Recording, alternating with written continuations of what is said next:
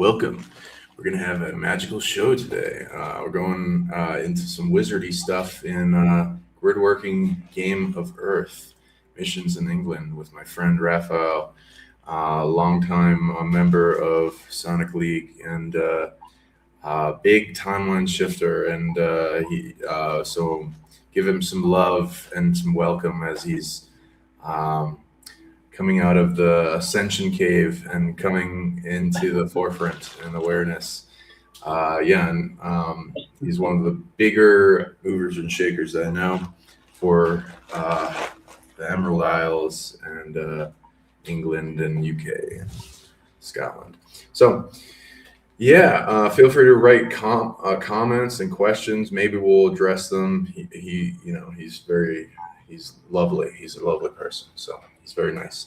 So, and we'll go into, but this is mostly a thing for him we are amplifying missions into the UK.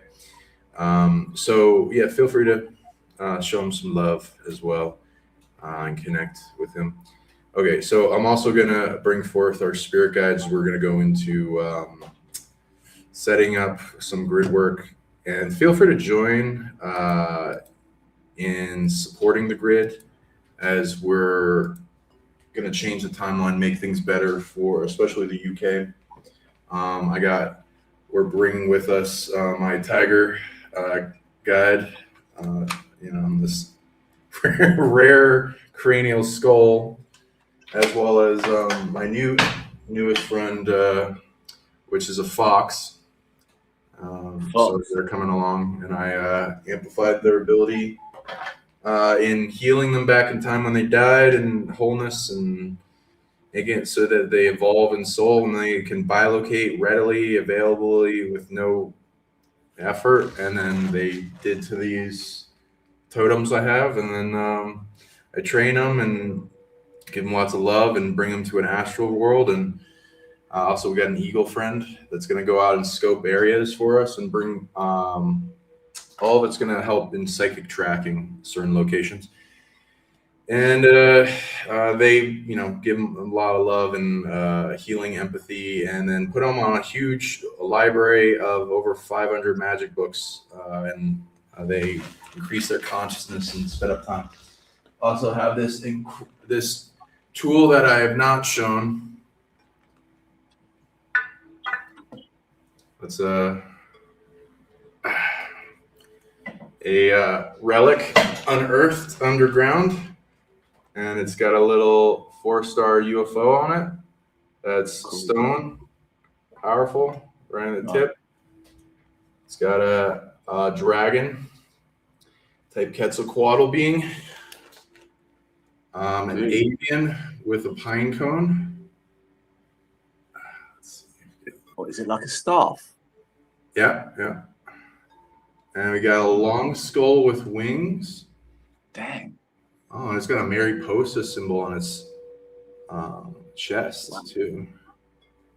Some type of reptoid, which could be alligator or whatever, but it's generated.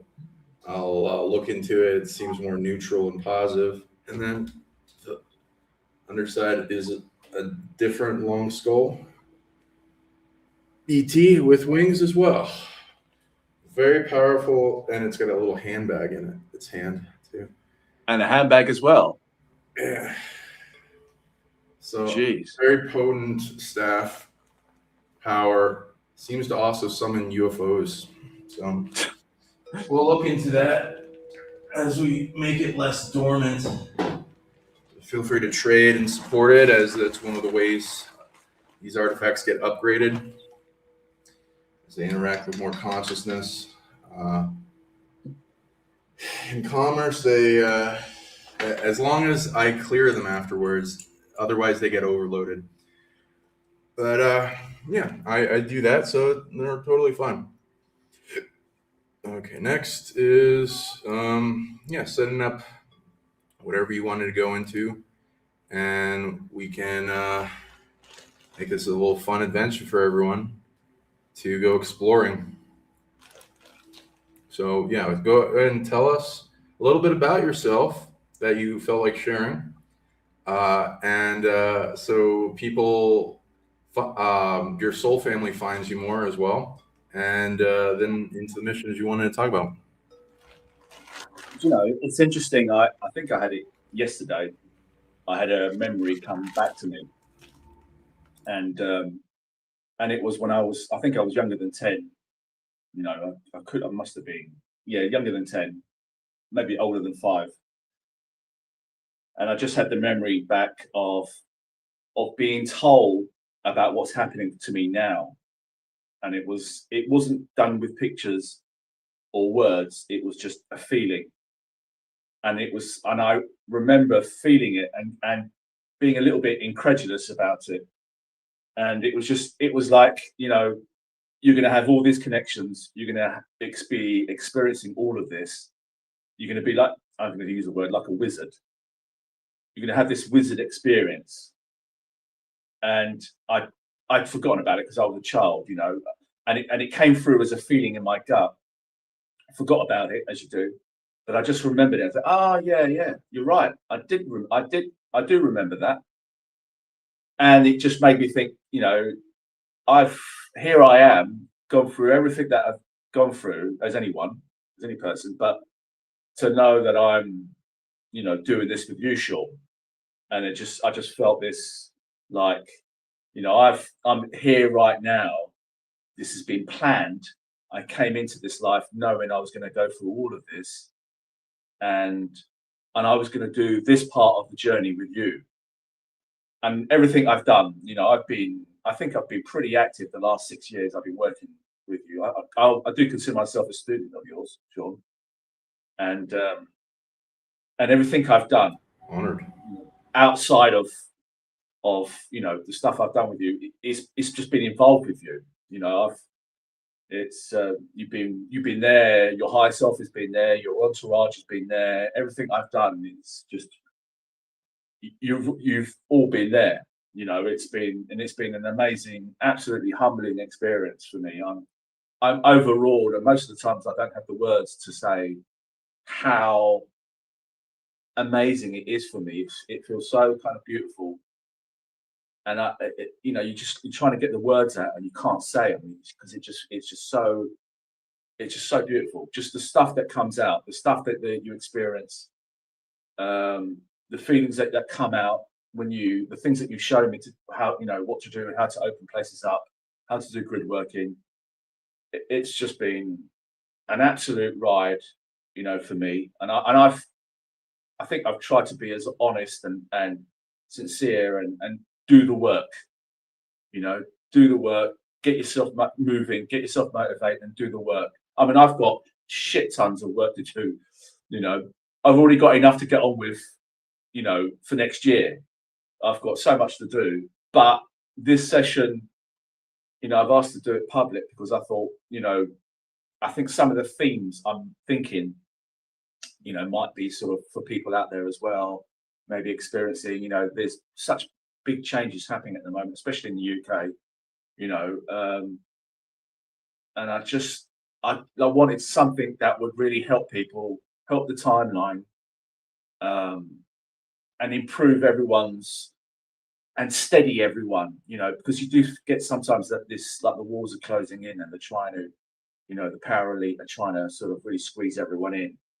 And so you sometimes feel the danger and the walls closing in. And it's like, no, you know, we can just shift it like that. We can shift this timeline, and we just need to step outside of those walls. And I felt this would be, and something was coming through me. And I do recognize I'm a member of a spiritual group, a Japanese Shinto sort of spiritual group for quite a while now. And the patron goddess, if you will, of that group, I think has been coming through me and wanting me to do this with you, even though I really didn't want to do this. I didn't want to go public. I didn't want to stick my head up above the parapet at all. I'd rather just carry on doing my work. And, you know, I don't need anyone to know about it other than yourself, you know, or my brother, who does a lot of stuff with me. So, but I got this feeling that to do this, you know, she wanted me to do this. So, here I am, as it were. Or here we are, because I'm not alone here. Yeah, thank you so much for coming. When I think of like top grid workers in the world, you come to mind as one of the more accomplished, getting out there, doing the work, missions, so many places you've been mapped out. Uh, and on the top list of leaderboard grid workers, I'd say you're one of the top I've ever met physically. There are some that I've not met, but that I see on the leaderboard. But you are one of the most accomplished and successful at it. Because some people do grid work, but their stuff doesn't stick or last, or they don't read into it strongly what they need to do for the location and talk and have many missions coming to them constantly. So your senses, your awareness, your unfoldment and communication with the reality has become more and more strong and top notch. So I'd love to hear more and more of that perspective for the audience, what that feels like, what that experiences. Feel free to talk about like some of the unique experiences you've had that you feel like sharing, and also I'll like read into some things based on everything you bring up that you want to go into and some of the missions that you have coming forward. Feel free to talk about whatever you like. Okay. It's interesting that you say those things because when you recently I've been around a lot of death energy, and I've not been sure if that death energy is just part of the initiatory process or initiation process, but it has been saying, prepare yourself when you die, sort of thing. That it is a sad process when you die. You leave a lot of people that you love. You leave a lot of things that you love, and it's a very sad thing to let go, to walk away from, to leave this life, even though it can be temporary. So I've had that feeling of, is it my time now? And so it's making me think, do you know what? I need to pass this on. There needs to be a legacy. Not a legacy for me. The good work, all the hard work that I've been doing for so many years, that's got me to this point. I want to pass this on. I want to pass this on. I want people to carry on the work. There's so much to do. There is so much to do. And it's fun. It is absolutely fun. It's so interesting if you're into the grid working and just to get out there and explore. Many years I've been doing it on my own, but recently I've been doing it with my brother, and it's just been getting him to a place where he's now able to tune in, and doing grid working with somebody else is such an interesting way of doing it. You look at another person's perspective, as valid as your own. The things that come through, a lot of the times when we've done grid working, he gets the visions. It used to be just me, but now he's got to such a point now that he gets the visions, and I'm like, I am so chuffed to see like how my brother has progressed from somebody who didn't get one experience of spiritual experience at all to starting to get visions. We start doing the work, and within a short space of time, he's now seeing stuff, so much stuff, and it's like awesome. It's just awesome to see some that progression, and the sky's the limit. The more you do it, the more you sort of earn. You're not necessarily doing it for that reason. You're doing it because you want to help. For me, it is that attitude. I want to help. There's a lot of shit going on in the world, and I want to make it better for everyone. I want to make it better for myself, but I want to make it better for everyone. Everyone's going through this, and you want to make it better for everyone. Everyone to have a really good time. This is the game. This is the simulation. This is the game. Let's come into it. Let's enjoy it. Let's have fun. Sometimes there's just too much suffering. There's too much misery. And it's all about the lessons, learning the lessons. This goes to the lowest hell realms.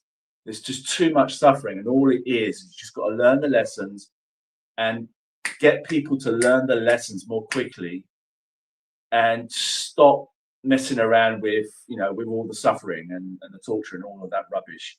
There are lessons here. there's a game here, and it's about, you know, for me anyway, enjoying it, having fun, learning, and what more could you want from a game that there is just so much to do, it just never ends, and you can just have so much fun, so much laughter, so much love. There's just layers of it and layers of it and layers of it and layers of it it's just like, enjoy yourself, go out and fill your boots, just it just keeps unraveling. The more you do it, the more it just unravels. It's absolutely, once you get into that stream, it's just incredible. I've, you know, so much fun. This is so much fun. You experience, you get to tap into those feelings of just the love, the laughter, the joy, the happiness. It's what everyone's coming to this game for, that. Yes, to learn, yes, to experience, but there is great levels, depth of happiness and joy for everyone to experience. All the shit, all the suffering, all the heartache, all the pain, all the misery, all the hurt, all the hatred, it's like a great big pile of shit, right? That everyone experiences in their lives. And it accumulates and it accumulates. But it's like, and it does, but there is a cherry on top. There is that cherry on top of that pile of shit. And that cherry on top redeems the whole lot. It transforms that pile of shit into something that is, it's like the fertilizer that just brings that beautiful, like, flower, that lotus, if you will, like a lotus sutra. It is just exquisite. It's beyond words. And it's all, you are the flower that just blossoms. Having those moments, that knowing that this is, you know, so many people want to leave. So many people want to leave. Here I am, I'm bloody preaching it. So many people want to leave, right? I hear it so often. But you think, you haven't even got to the point where you can even imagine that there is that cherry on top, that just transforms all that shit into something that just puts you on another level of experience of life here. And it's just like, it's like putting on another pair of glasses. You put on another pair of glasses with a different lens, and life changes completely. Changes, your whole perspective just changes. And Gridworking has really done that for me in many ways. It has got to be, it's just because you're just doing it and you're just having fun and you're earning, and more comes. And the more you do, the more comes.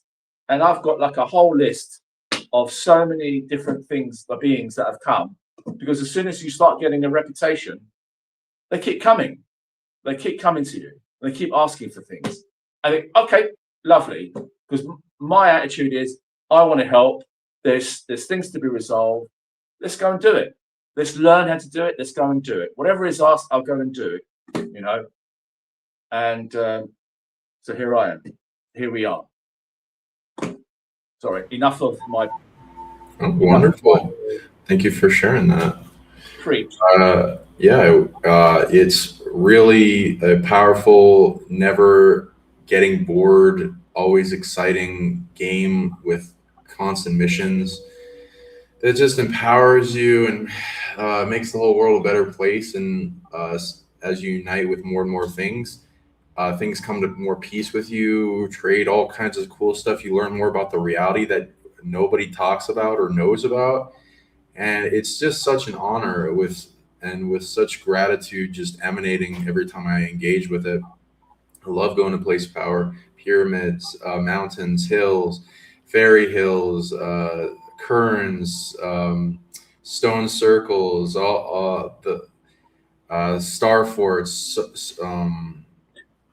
ancient stone mounds and hill forts and all kinds of things. There is so much in England. Do you want to talk a little bit about the interesting things you found in England, and like some of the top experiences? And again, I'll like keep I can keep extending the show, so don't feel like, you know, this is going to be on you. I tell you what's been fun is because you've done a recent change this last few months, and you said it on one of your interviews about, you know, you can't just go to a place and just remove all the negative stuff that's there and then stick it in a quarantine realm, because you kind of exact these beings that you've taken away have a purpose here, and you can't just stick them away, even though they've got to go through the whole gamut of the, you know, sort of the training, because that's a managed quarantine realm. You've got beings in there managing it, and they have to go through the whole gauntlet of, you know, training and re-education and moral code and everything for them to eventually leave. So there was this recent change, and that recent change was kind of like the love, what I'm calling it, the love blast. I think you did mention it, the love blast, the love bomb.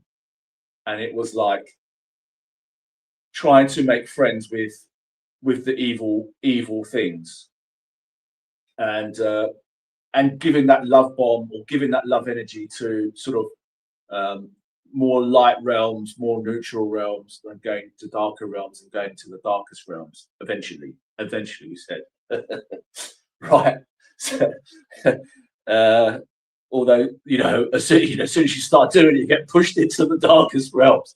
Anyway, not complaining, just saying.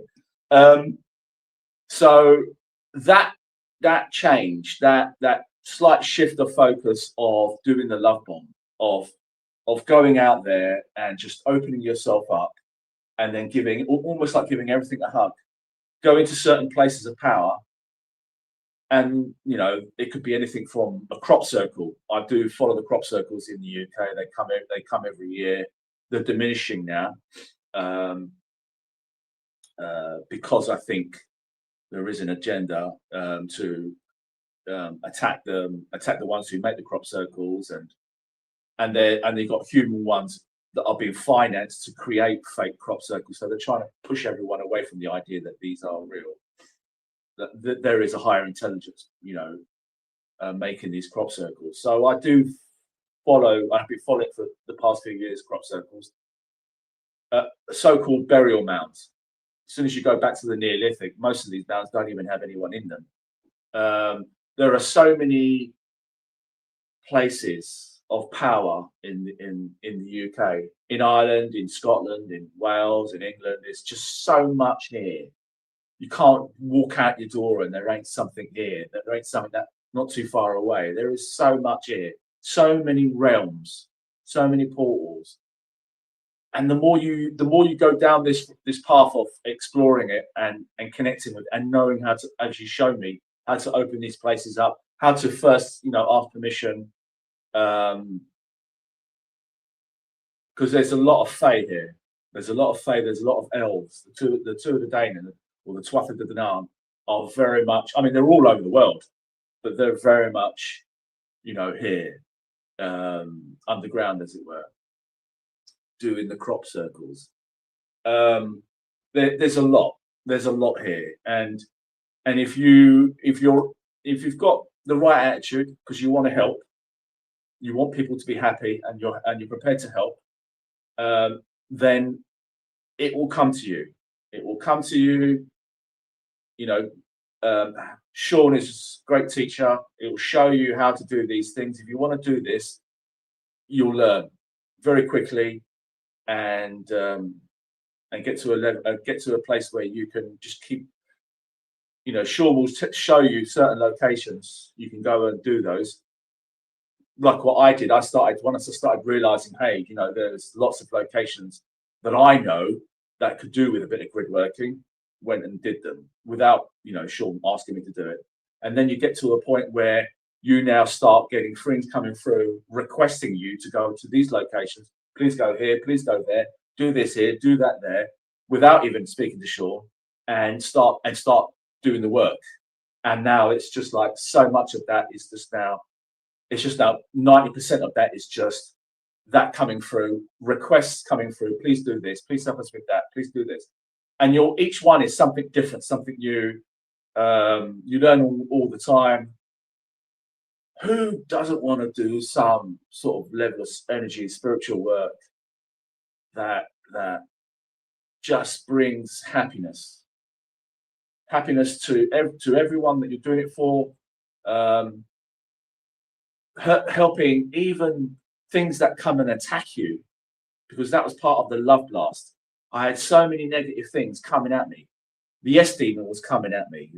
I don't want to say his name because it's like, even though for fuck's sake, the guy's been coming through so many times now. The great adversary. Yeah, the adversary, the red-skinned, black goatee, horny kind of geezer. He's been coming through a few times now, and it's like, hey, I'm your best buddy now, because he's been receiving some level of, because it's almost like he is an accumulation of all the hate and because it's like everything on this earth has to go somewhere. It has to be put somewhere, and human beings can't contain it in many ways. It's got to go somewhere, and it goes to this dude, this monster, and he's many, many monsters, all sort of contained in one. And it's like all the hate, all the anger, all the violence, all the perversion has to go somewhere. Everything that's done here, it's not coming necessarily from him, even though, there are so many iterations of that one being that, you might be only dealing with one, that's what we've been coming to understand. You're only dealing with one part of that being, even though that many beings in many different places, like different parts of itself. So you only might be dealing with one aspect of it or one version of it, and it has many, many versions. But still, it's like there is this accumulation, and it needs to be released from that. And you have your you have your lives and versions of yourself that has accumulated this. And sometimes you've got to get to a point where you say, you know what, enough's enough.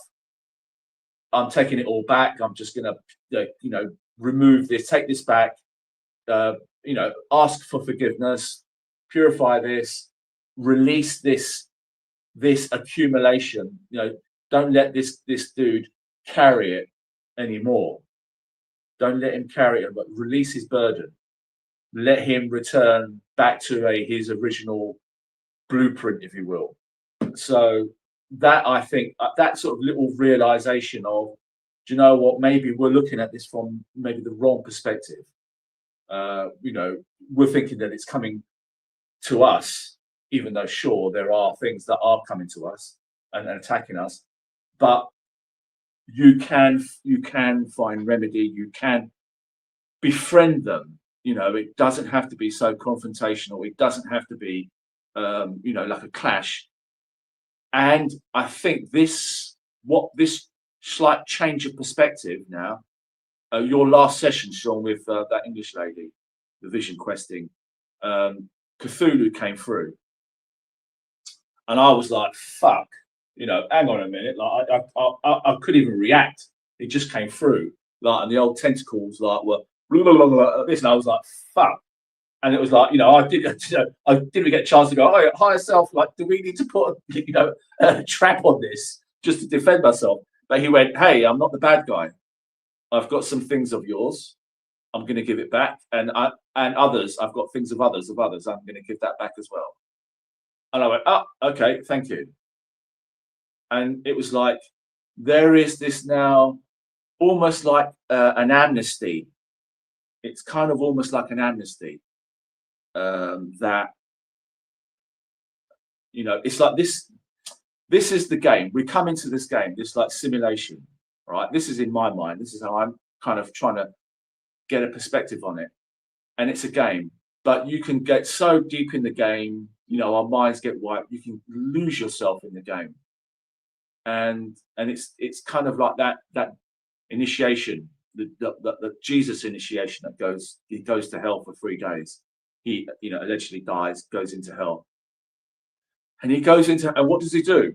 He says, nothing's really said about what he did when he went there. The Bible doesn't tell you that, but I think I know that he went down there and he said, cut everyone, drop everything that you've accumulated, let everything go. You're all forgiven. It's time to go home. You imagine that. You go into the darkest hells and you say, You're all forgiven. Let everything go now. Come with me. It's time to go home. But so many didn't. So many held on. You know, they've accumulated, they've stolen so much, they've got so much power. They don't want to let that go. You know, they're enjoying their part of the game. They may not trust, they're mistrustful. So yes, some went, but so many stayed. And I think that's that part of that initiation, where it's been the initiation in the Great Pyramid. It's that going into that death process, but it's resolving all the stuff or parts of you that are in those worlds that need to be brought back out. To let go, release yourself from these places, and it's like that amnesty of returning back to yourself, coming back home. So that slight shift of process of activity, of just looking at things. You know, yes, you get attacked, but you eventually start making friends because you're giving these beings, these dark beings, help. You're not attacking them. You're giving what they need, and then they're becoming friendly now to us. And then I say, hey, you know, this guy's got he's giving. He's got gifts here, and it's a slow process. It's not going to be like an instant, you know, shift, but it's happening, and I'm aware of it, that it's now happening. This is real. This is that too often now that this has happened. And I've had now that S-demon coming up to me, like in certain places of power, and I'm not getting attacked. He's coming through in a friendlier way, which is really interesting, you know, because you're giving out all that, you're kind of reaching parts of your heart, you're going into your heart and you're opening this up, getting into that frequency, and then you're sharing that vibration of love. For me, it's like a total game changer. It's just brought me to another level. You did this, Sean. You brought me to this other level of fuck, man. It's just, this now is getting resolved. It's getting resolved. You know, people are shifting now. People are now learning that the lessons, and they don't have to be stuck in the suffering anymore. People are learning the lessons. That's the thing, you know, we're asking for. Shift this now. Start people to wake up and realize what's going on. Let the shit go. Start putting yourself in the place of a different perspective, a different timeline, you know, and that's kind of what's going on at the moment, that there is this timeline that's still there, that they're still trying to implement. And I'd very much like to shift that timeline, you know.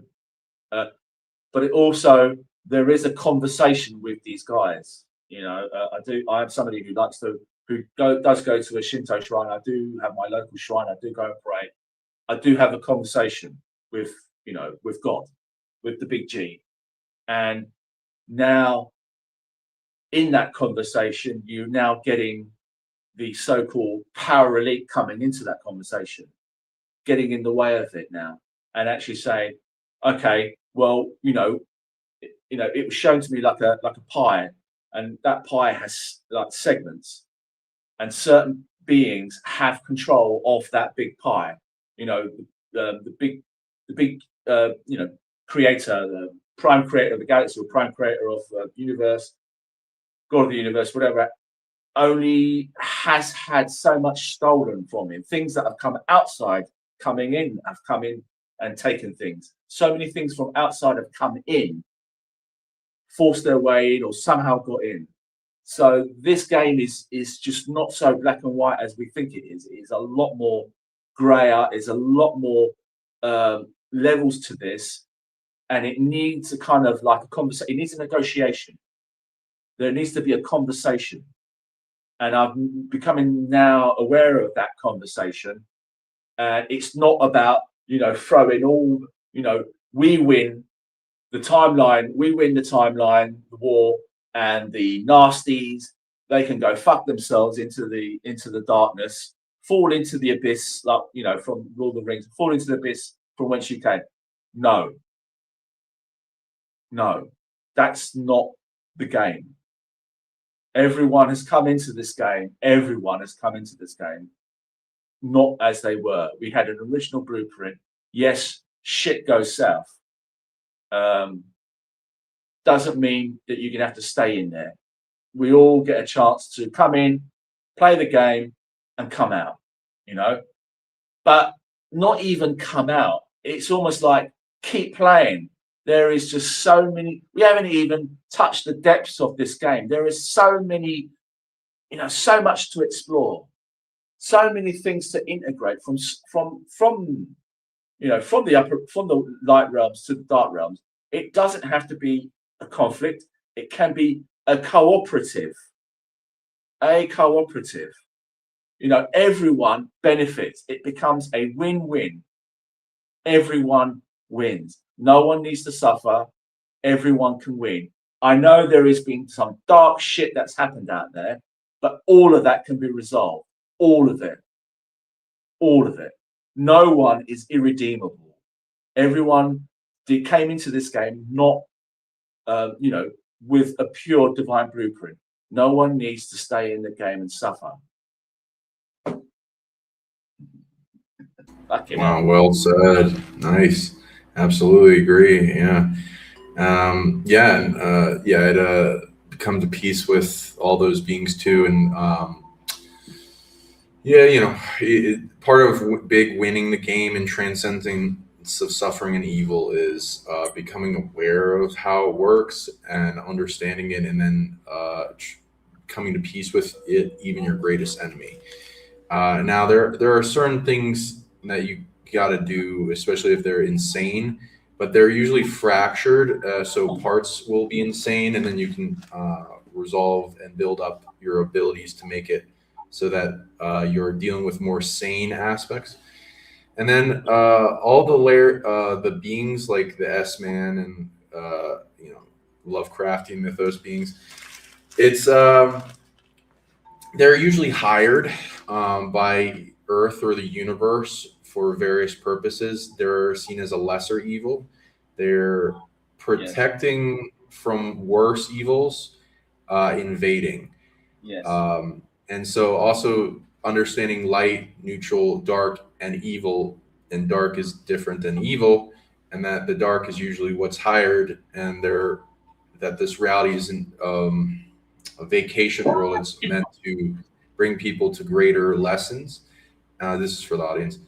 You already know this. And that the lessons that are given out to people, the light does some of the lessons, but most people, if they didn't have there is unnecessary suffering, and our goal is to end that, but there is necessary suffering, which if there wasn't any suffering, then barely everyone would be lazy and not doing almost anything to grow, unfortunately. So things happen that point people to change themselves or their reality and learn from situations so they can avoid suffering, as that's one of the last teachers if they don't learn from anything else in the reality, which a lot of people don't even treat the reality as a teacher. So their last teacher is suffering. And then that goes to, there's this dark system that's hired by the Earth to divvy out lessons through suffering, betrayal. Most people wake up through suffering, betrayal, understanding the government's shit, or things that are going awry to bring them to hypervigilance, so they wake up. So the difference between evil and dark, like positive darkness, let's say, that is what we're trying to bring the dark side to evolve to and transcend in their own way, is that they want, with the suffering, they want you to learn the lesson strongly, and it comes in your mind, it pops in your mind, you understand it, you stop making the same mistake, and you learn from it quickly. Evil wants you to suffer without learning the lesson, and take from you and steal and all that stuff. So that's the difference. So our goal is any suffering layers of attachment, angle of manifestation that comes into our life, usually will have consciousness behind its influence or allowance. And with that, we can audit that consciousness, feel it with our heart in greater sensitivity and empathy, while using loving detachment, go to loving and encompassment and overwhelming spreading to that layer of the game of lesson, teaching, suffering. And if it's like, usually if it's hired darkness, it will be doing some of its job at some percentage. And our goal is to get it to 100% efficiency in delving out lessons so people grow faster and faster, overcoming, changing the future, making humanity ready for what they're going to face in the future. And so the more lessons you learn a day, the less suffering you need, and also the more releases off you. And so all these heavinesses and layers of suffering can be transcended as we understand and know more and learn. And we can amplify these systems that delve out this suffering to where they're not useless suffering or unnecessary suffering, and they all bring to necessary suffering as they amplify the lesson to pop in your mind, the knowingness, the awareness. And then the suffering doesn't need to be there anymore, and it goes away. And the release on our heart, and that will go to where we can unite and empower these systems of positive darkness that delve out this suffering, so that they're not doing it unnecessary and they are doing their job at a high level. And then they come to peace with you and they release off you, and you no longer need to suffer. And you're empowering them to teach that to others so they transcend their suffering and they don't need it anymore. And then it all like unfolds in a greater growth of humanity, faster and faster, which is the goal: resilient, understanding, lesson, consciousness expansion. Yeah, I agree. So we got a lot of missions that are coming with a lot of spirits that are coming towards us. Ooh, yeah, that's beautiful. Yeah, I love your crystal skull. Yeah. He just wants to tune in. That's all. Sorry, I didn't want to interfere what you were saying. Yeah. But he was like wanting to tune in to everyone. Lovely. Yeah, they're very good at that. They get even more consciousness with each person as they get cleared afterwards. I do that with mine as well. Okay, so what kind of missions and stuff did you want to go in today that were coming to you in vision? I have some cool things that are coming forth that we can all unite within the group, which is a cool thing of having a collective. And this can empower everything. If you want to hear them, and then feel free to bring up yours. Okay. So a bunch of things that want empowerment is there are a bunch of fae that we can bring back into reality, or fates, fairies, whatever you want to call them, and different dimensional beings, as well as soul empowerment. One big thing, I got this huge UFO that's like this new artifact that I have that's like 5 feet across, and it's heavy as fuck. So eventually I'll bring it on, but it's really heavy. And I awakened it, its intelligence, and it started talking to me, and then it told me some cool things. Like, it was asking me why it woke. It asked me why it was woken up before the time of, and then it was hard to translate, so I started translating it, and it appears that the consciousness in it was forced into dormancy by the incursions from the conquistadors, and it knew that it has like high level time abilities and precognition. And so a lot of my artifacts I find are in dormancy or a coma or something. And so I have to piece them back together, heal them, and wake them up. And they don't always expect that. This one didn't either, but it expected its consciousness would be resolved in the future, which I hadn't come across before. It knew that there would be an event that happened that would resolve its consciousness. And then so the event, if you've ever heard of something called a solar flash, it wasn't explaining it as the sun, mainly being the center point of it. It explained it as there being some type of solar flare. Soul flare is what I'm calling it now. It's some type of chain locomotion effect from all the souls of the planet, exploding, flashing, expanding, whatever you want to go into that, like shining brighter and empowering quite tremendously. So apparently there's going to be some event like this. Now, I went into that and I was like, wow, I never heard of this before. Nobody talks about this. So this is a cool thing to work on. I think that wants to happen. So we can all empower this above anything else. This is more tangible in our fingertips. We can influence our souls and influence the soul of the collective consciousness. So I think this is a big thing for everyone to work on that will improve dramatically the planet. Apparently, when this happens, it will repair, bring the wholeness, awaken dormant consciousnesses or beings that have been in a coma or something like that. And so it was seeing that it would be awakened through that, which goes into like, ooh, I wonder how many of these artifacts are waiting for this and other things on the planet that are dormant to wake up. Now, besides that, so I'm wanting to work towards that. So one of the big things that will expand consciousness, protests, people taking back their free will sovereignty is the soul empowerment and the consciousness empowerment. So both of those want to work on, and finding out what can cause this. And I was asked my guides about it, and they're saying, yeah, they know about it. It's just it's being chess moved to delay it. Like some predators are trying to hold it back, and so there's a little tug of war over it happening. Such as the other things too. And some cool missions for everyone to engage in if they want. All in unity together, we can do these. There are Fae that have been killed back in time, like a lot of them.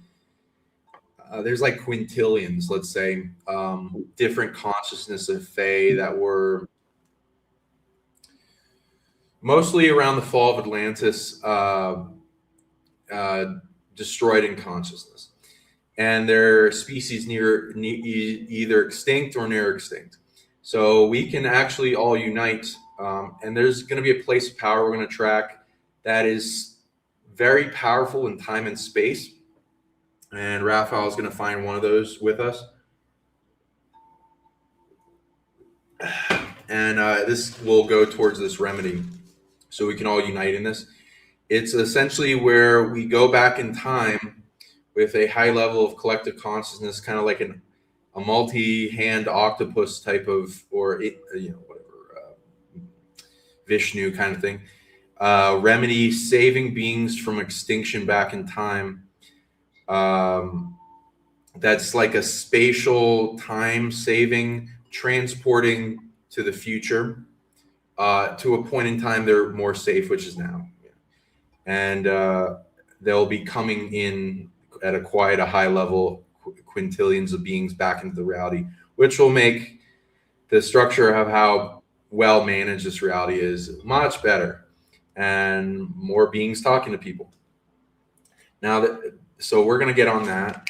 Now there's another one, because I keep having more missions come to me as we're doing this.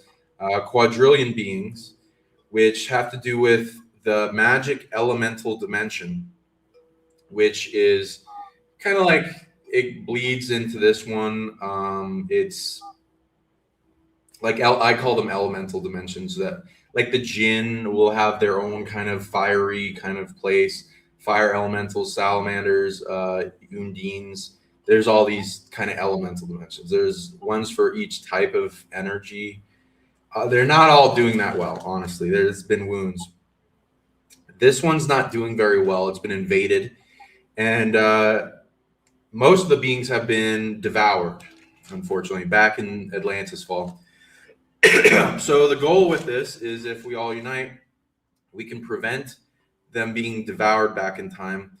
And Earth is giving us all these missions, so she's going to empower all you guys with abilities.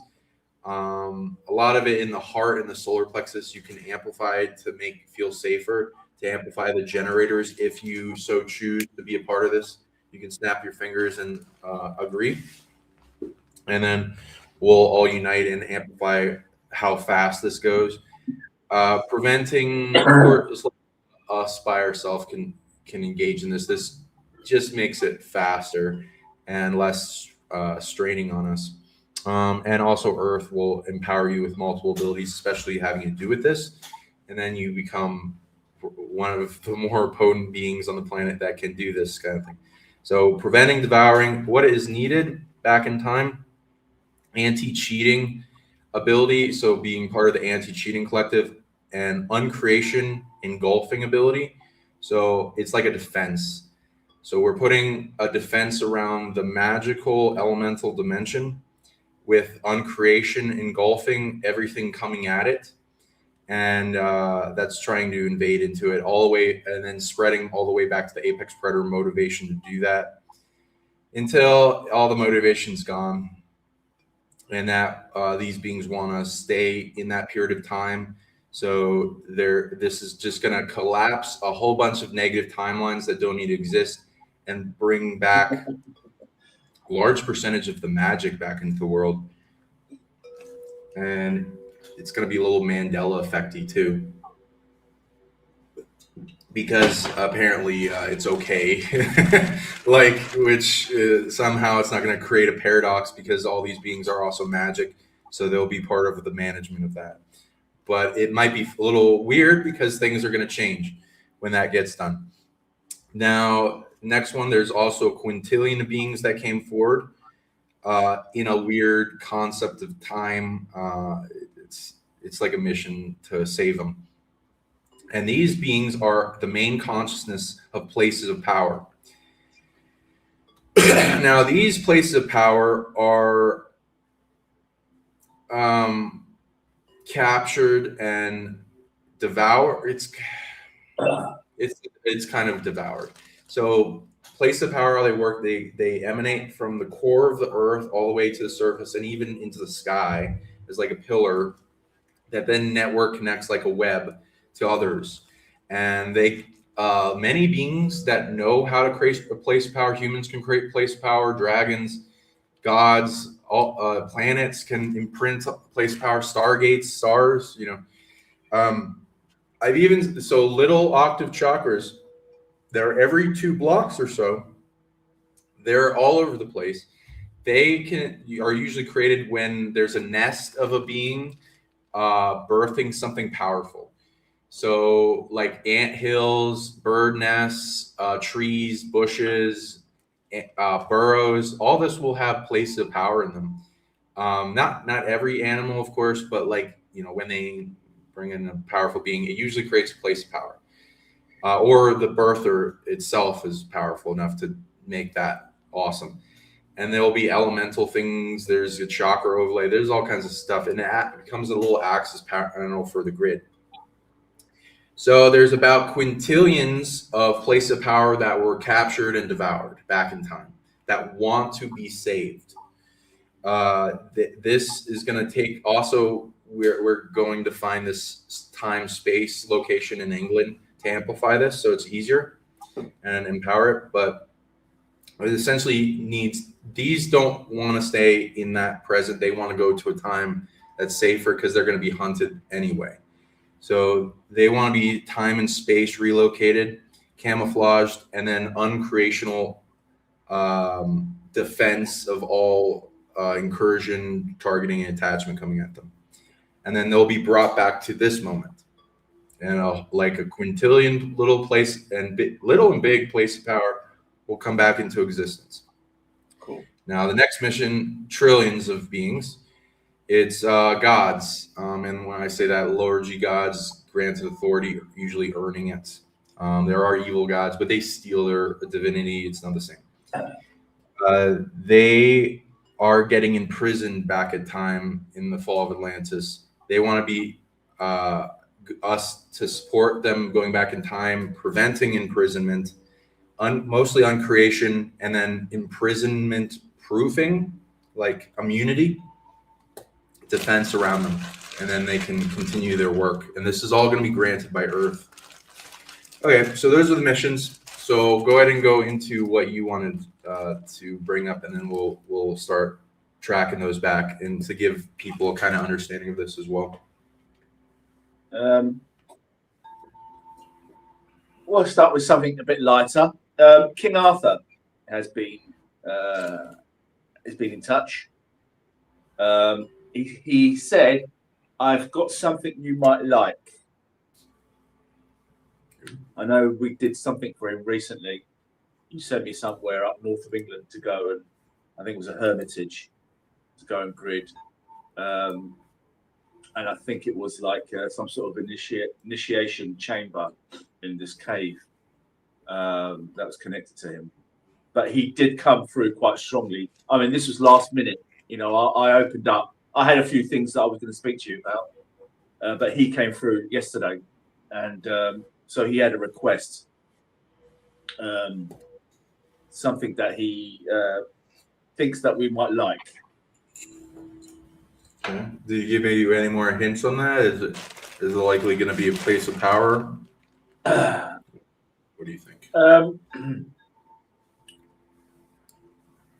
I did ask. What did he say? He said something to me. I didn't write it down now. What did he say? What's it regarding? Is it? I think I didn't write it down. Silly me. But I knew what it was linked to. What was it linked to? Can I ask that?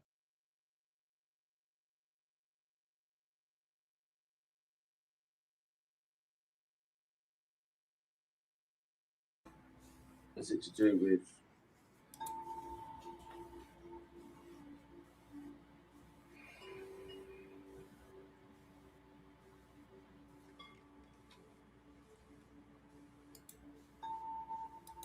Something we've got,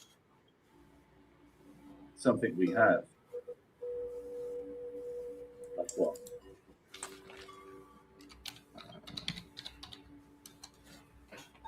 Some place we've visited. So you think it's somewhere you've already gone?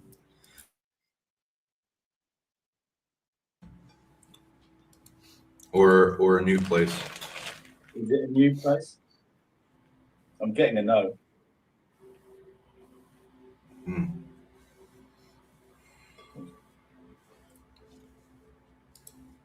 It's a new place. Is it a new place?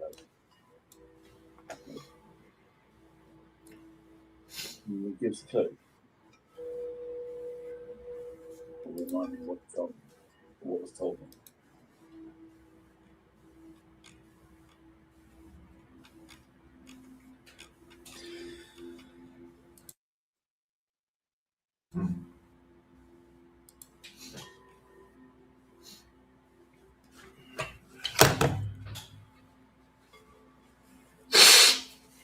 Is it? Okay, now we get a little river. Yeah, it's something to do with one of the places that we visited. It's connected to that. I think there is a. Okay, have you ever been to this King Arthur's cave before? Where is that?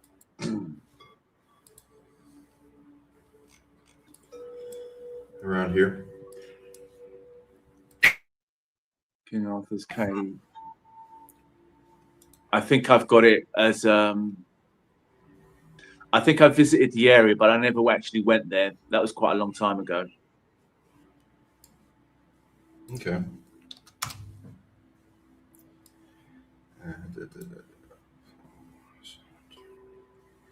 Okay, there are. I'm getting waterfall stuff, and there's waterfalls around here. 3, 2, 1. Did you say you were here before? Sorry, let me have a quick shift here. I can't really see it where it is. Sure. So it's around here. It's around well, yeah. So, yeah, that's the waterfall, that hidden waterfall I've been to. Yeah, so I did go there. You sent me there once. Ah, yes. Yeah, St. Briavels. Yeah, I went there. I did go there. Yeah, there's a bunch of waterfalls around here. I was getting the waterfall messages, something near that. Oh, there was So there's that Scudiera. ooh, Yeah, there's the a cave. cave. Yeah, that's what he Ooh, was. nice. That's what I was getting. Something to do with the cave. Yeah, cave and waterfalls is what I'm getting. Yeah. Um, ooh, this is another one. Have you been here? What's the name? No, it doesn't look It like I have. says Cledon Shoots. I don't know if I'm pronouncing that right. Welsh is it's just so Cledon difficult. Shoots. Ooh, I yeah, don't that's a think I nice can do that. waterfall. Yeah.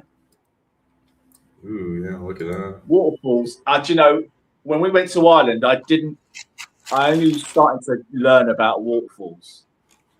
But last year, I think it was last year, I went to a few waterfalls, and some of the stuff that was coming out of those waterfalls, the connection, the upgrades, the mystery schools, is like mind blowing. You just wouldn't think it. But waterfalls are another kind of like portals to realms. You know, Yeah. portals to mystery schools, doorways to mystery schools.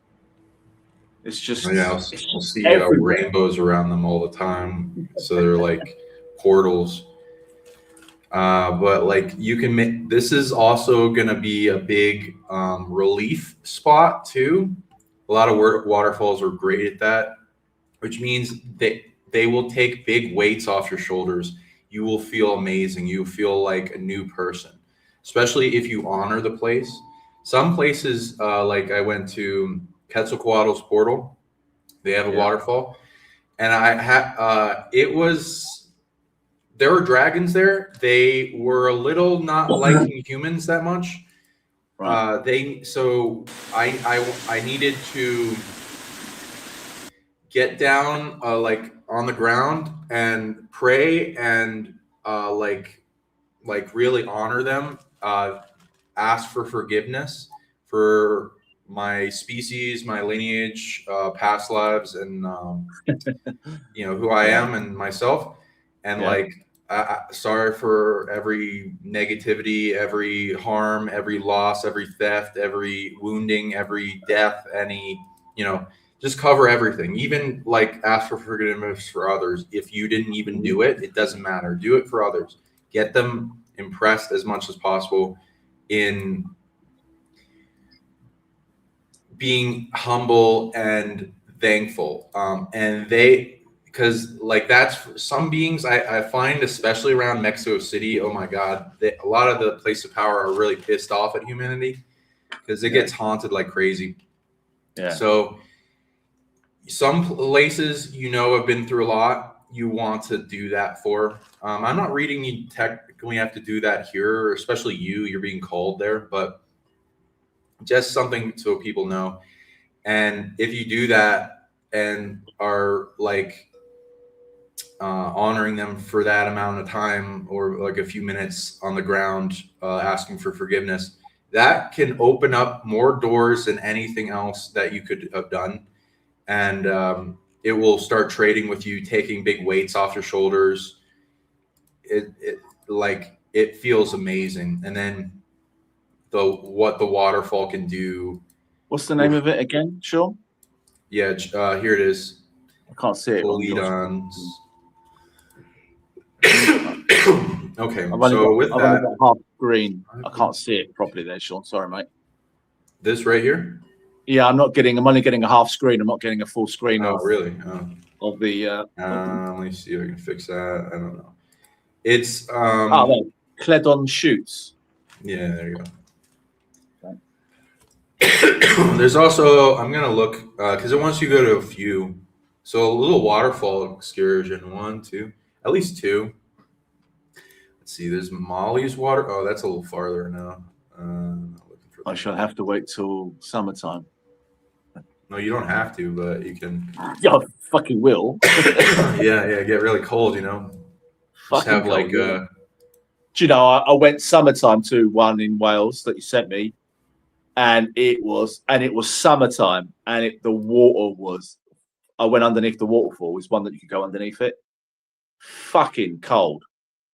Like you got cold like in seconds, like icy cold.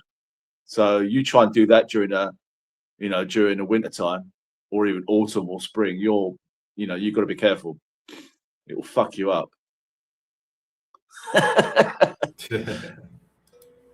Okay, so I'm gonna also be cautious with what I'm allowed to talk about on live versus what I'm allowed to show you. But let's see here. Yeah. No, I've been to that one. So that's the one that I had been to. Yeah, the St. hidden Bruno. waterfall. Yeah, that one. I did go to that. You sent me to like 6 waterfalls last year. Puzzlewood, yeah, no, Puzzlewood. Okay, yeah. With this mission, I'm reading it's something that is mostly meant for you to know. So let me see if I can figure out what to say to avoid.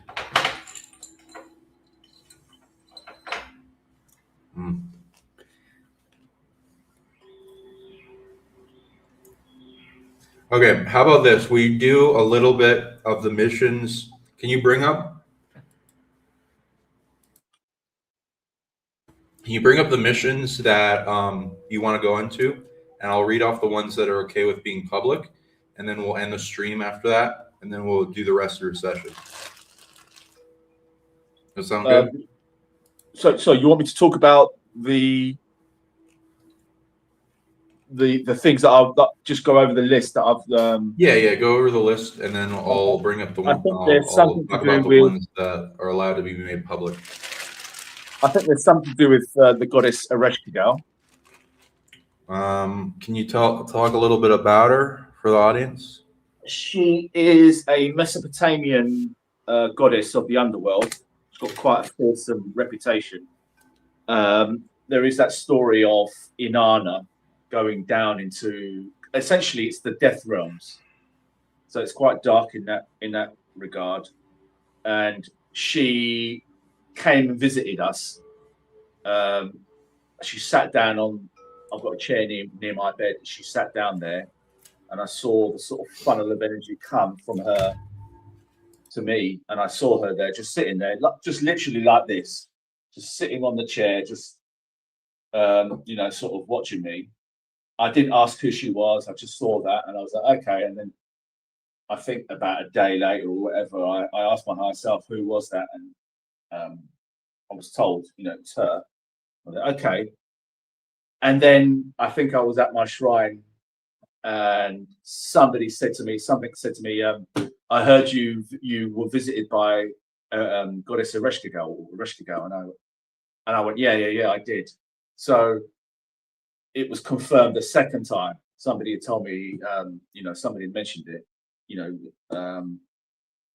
I can guess who. Anyway, and also just before that, I met her husband. He's like a god demon, as it were, Nergal, another Mesopotamian war god. A lot to do with diseases as well. Has a speciality in that as well. So it's quite dark. And he appeared as a white tiger. His head was like bipedal, like a male, but like a human body, but he had like a white tiger's head.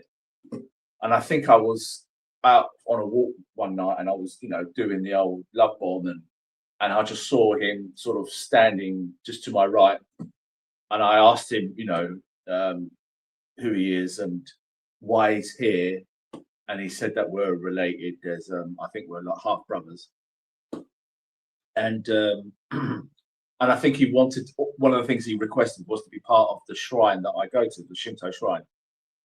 But then, in the mythology, this goddess, he goes down to the, I think he slights her in some way, and so he's sent to go down there to meet her, and they hit it off really well, and so he becomes consort, this goddess Ereshkigal. But there is a story of Inanna, her younger sister, which kind of is called the Lady of Heaven, has a sort of goddess Aphrodite. I'm not saying she is goddess Aphrodite, but it does sort of suggest that. Went down to the underworld. There's different stories, but essentially it was like she thought, goddess Ereshkigal thought that she was going to usurp her throne, her realm. But she was going allegedly going down for a different reason. But she had to go through 7 gates, and in those gates, her powers were being, stripped until she was naked, and ended up being tortured and stuck on a meat hook. But then the god Enki comes, sends somebody down to revive her and bring her back to life. So there's this whole part of a kind of initiation process of going into the underworld, dying, going into the death process, dying, and then being reborn again. So it has larger overtones.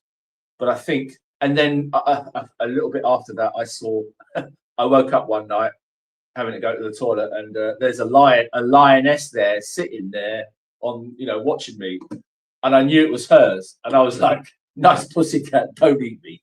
But it was an actual lion, female lion, just sitting there very quietly, just watching me as I got up to go and have a pee. Anyway, so she's been around, and I think there's something there. There's something to do with the King Arthur one we've already mentioned. Also got visited by the North Wind, Boreas, and the West Wind, Zephyrus. And when I sort of researched them, they are apparently brothers to, in the Latin, Phosphorus, or the morning star. What is it called? West Wind?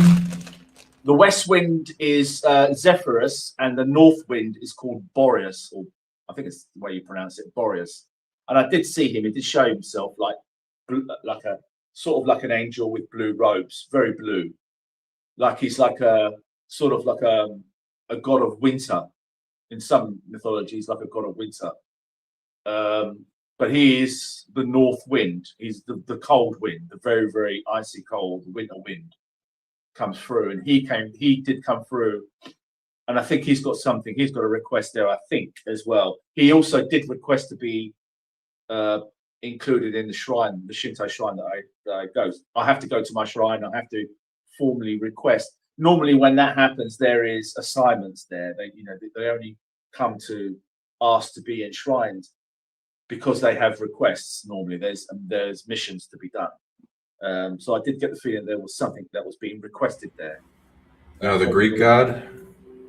It's in the Greek pantheon, the North Wind, yeah. Yeah, but I'm seeing he has brothers, like the West Wind, the East Wind, the South Wind. They're all brothers, but they also have a brother called Phosphorus in Latin, and I think that you got 2 brothers. One's the morning star, and one's the evening star.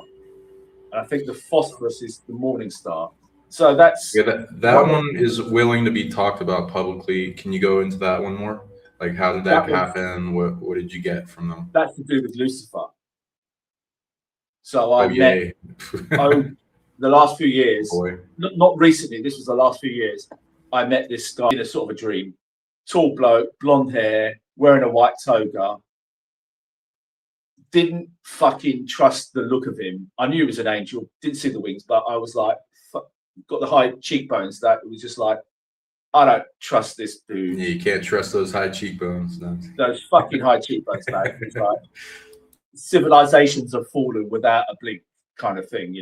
There's not a blink of emotion that cares. It was like that, and I didn't trust the. And I'd seen him a couple of times. I never asked who he was. I didn't bother.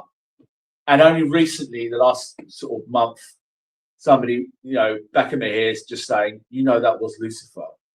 And I went, what, really? Yeah. Okay. So he's come round, and I asked, has he come round recently? And he was like, yes. Right. So that's why you're telling me. So I have some parts of me that are there that relating to him. But it was interesting that in the Roman mythology, who Lucifer is, Phosphorus, as they call him, he is brothers to the four winds: Boreas, Zephyrus, I think Notus, and Eros, the north, south, east, and west winds. So that, I don't know if that's true, but that's according to the mythology.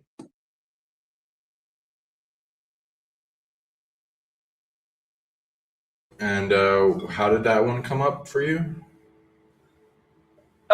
Well, Boreas came round a few times, just sort of, when I was out and about walking, he'd show himself, and actually, I first met Zephyrus first, introduced himself, and then sort of a couple of weeks or a week later, Boreas came through. Boreas came through quite strongly when you was doing the session with the other lady, the Vision Quest, the last session that you did.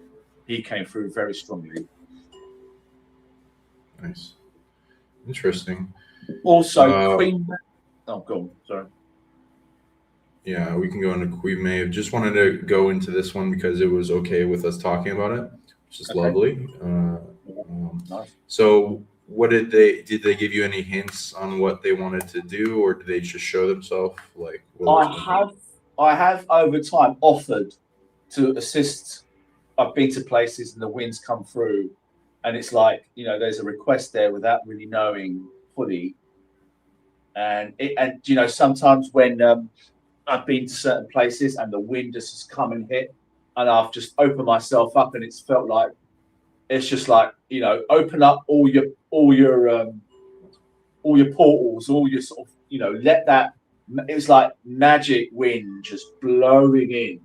It's like open all the doors, let that wind just come in, fill yourself up with all that It's like I just felt like this magic just coming right in, and it was like, I was like, whatever you want, guys, any requests, anything that we can do to help you, happy to do. Anything you want. So okay, interesting. So I have thrown, as I always do, anything that you'd like us to do for you, anything you might need, anything we can assist you with, please let us know. Okay. And just so everyone knows, the spirits are, very present in this conversation, as I was telling which ones we're allowed to talk about when I was going into the King Arthur one. A lot of things were trying to stop me from talking. I could tell by them making me cough quite a bit, because that's more of a mission for him. And specific people out there will be missions for you as well coming up. But we're going into the ones that want to be gone into publicly, and then we'll end the stream and then go into his stuff. Okay. So I do read they're not as powerful as they could be. Let's see what the mission response would be about encompassment. It is a place of power. A lot of them like you for how good you are at this. Wow. 90%. Ooh, restoration. Really? Huh. That goes into that. And local? Really? How's that work? Okay. Okay, we're gonna track it back. So it looks like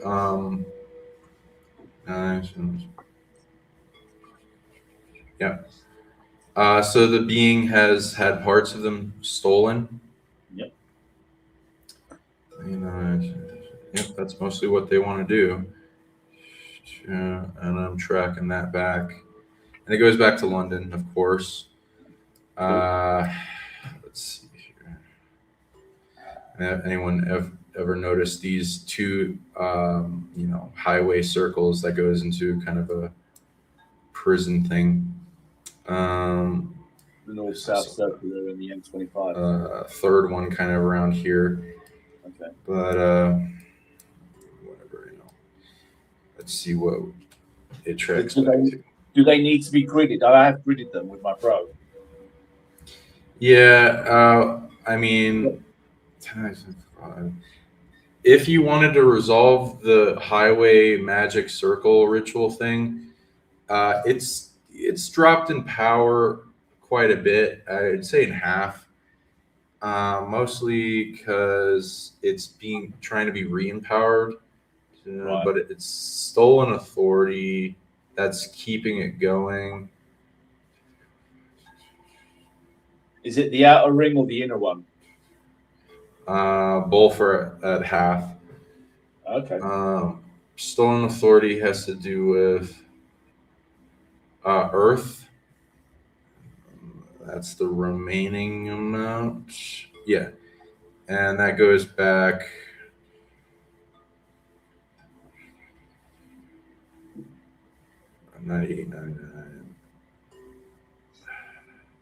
Something to do with when the Catholics came in St. Patrick and stuff. Uh-huh. And a lot of that's more of a. It will be an honor to dismantle anything that Trump did. Pardon my French. Yeah, you feel free. It wants mostly to resolve that. Be an absolute pleasure. It's wanting time travel to be done back in time to prevent authority from being stolen from.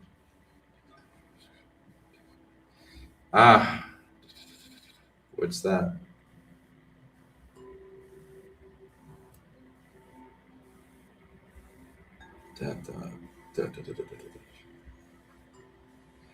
Somebody that was a high level avatar for Earth,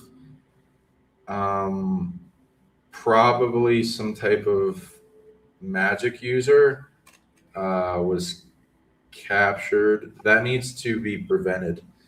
And that seems to be.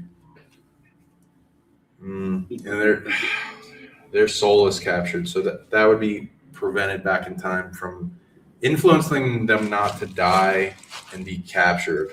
Would be the best strategy I'd recommend. Is he known in the mythology? Probably not. The avatars of Earth like to be made secret, so they're less targeted. Okay. Okay. So anyway, this part tracks back. That's if you wanted to take down the authority for that grid. It's Earth's stolen authority. Of course, it goes back to Buckingham Palace. Oh. Now, there's a large list of things to be resolved there, of captured parts and pieces and souls and gods and all that. There's not really a one-size-fit-all thing to resolve all that, though. If you wanted, you can get ahead of things, but it's kind of good to have beings come to you and support you, though some of the beings, 90% of the beings are not capable of contacting you in another version of themselves or a remaining aspect of themselves. So I would go for the ones that have no voice, I suppose, if you wanted to free those, because there's not really much of anything to wait around and helping them.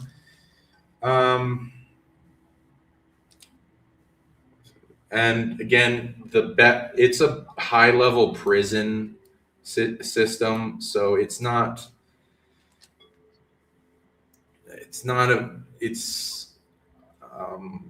over complicated to resolve. So your goal, the easier level, is going back in time and preventing them from getting their parts stolen. So let me see what it is. Nope. 1, 2, 3, 4, 5, 6, 7. Yeah, that would be almost impossible. They keep putting a lot of effort into it. So it's going back in time. That's the way, and that one goes back. It's the same. So that same time period. So this is the Vatican thing. Does this thing? They do it. They did it in Mexico too, where they invaded and in a big spiritual invasion, and a bunch of the predators coming in captured, devoured, and imprisoned a lot of spirits. So mainly, if you want to resolve most of the things that end up coming to this prison here, it'd be going back in that time period and resolving the invasion and making it less of a negative force in that area, which I had to do where I am at. Because otherwise it keeps coming up as a problem. So it's not necessarily to go and grid it again, but rather go there and do it. Yeah, it's mostly going to be time missions you're going to do. If you want, you can do time gridding, which nobody knows about. I guess it's a new concept coming out for most people don't know, which is you can just gain time abilities, which I'm going to look for the big time place of power for you to go that will help you doing anything like this, and you being able to high level transcend time and space at a higher level, just do whatever you want. But protect that ability because it is sought after. A lot of things want to steal it. So you got to really fortress up, especially right when you get it. Spend a lot of time meditating, amplifying its ability to just annihilate, burn up as fuel any threat coming at you to steal that ability, so it gets automatically able to protect itself at a high level. Okay, so gridding, you can go to a place, and then when you interact with it, you go back. You're going to that place back in time, especially if you have a strategic chess move that affects the deep past or the ancient future, something like that. So I'd recommend that. Let me tune into, and then it's one, two. Okay, it's bringing up 2 missions for you. I'll go into something that empowers the wind, though. Interesting. Yeah, the others was also targeted by the Vatican in Rome, the other part, but because it's at 1% of its power, that wind spirit god, but 90% is in its parts are in London, and then 10% is in the Vatican. Okay. Let me see how I can. One day I'm gonna have to make a visit. What were you saying? I said one day I'm gonna have to make a visit. Yeah, well, no pressure on that because it's not exactly super friendly. Okay. One. Okay. Yeah, it's a.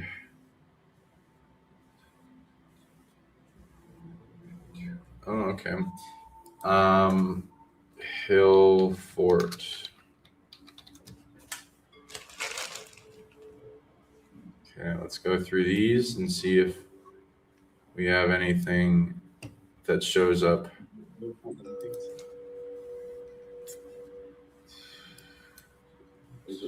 It's closer to you, so that's good.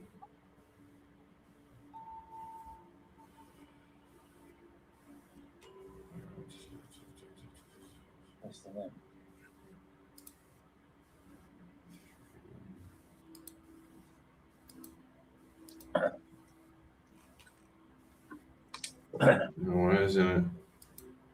That's weird. Hollingbury. Can't be that one, can it? Have you been there? Yeah. I went. That was I took my friend's birthday place of power was there near Brighton. Oh, really? Yeah. Okay. That for some reason, it's not quite popping up on the map, so maybe it's nearby or 543. Yeah, it's not quite there. Okay.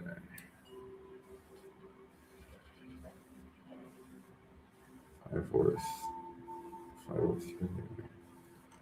Yeah, I went there this year actually. I actually went there for Lionsgate.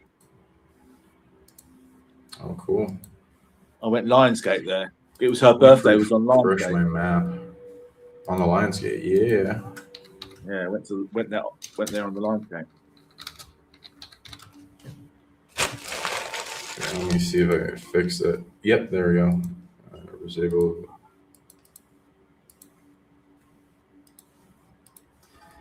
All right. So let's see here. So people kind of know what hill forts are. They're like ancient stone fort circles that people have no idea what the hell they are, and they just make shit up about it. Exactly. And exactly. Yeah. But when you realise who made them, the penny drops. Right. Some of them have crazy energy, and portals to other places. Tuatha giants, gods. Some go to heaven realms. Some go to other realms entirely. Oh, yeah. Okay, let's see. So it's not 543. It's nearby. Okay. Any other thing I can type in to find this? Okay.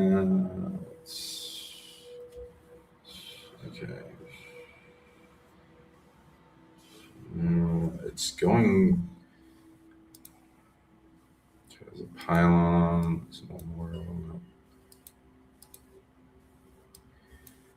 5, 4, 3, 2, 1. It's going to the coast.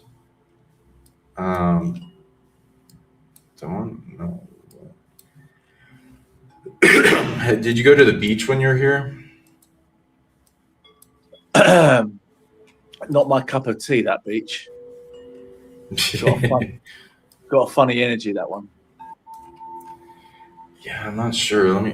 Okay, so it's near this location. Let's see, how far?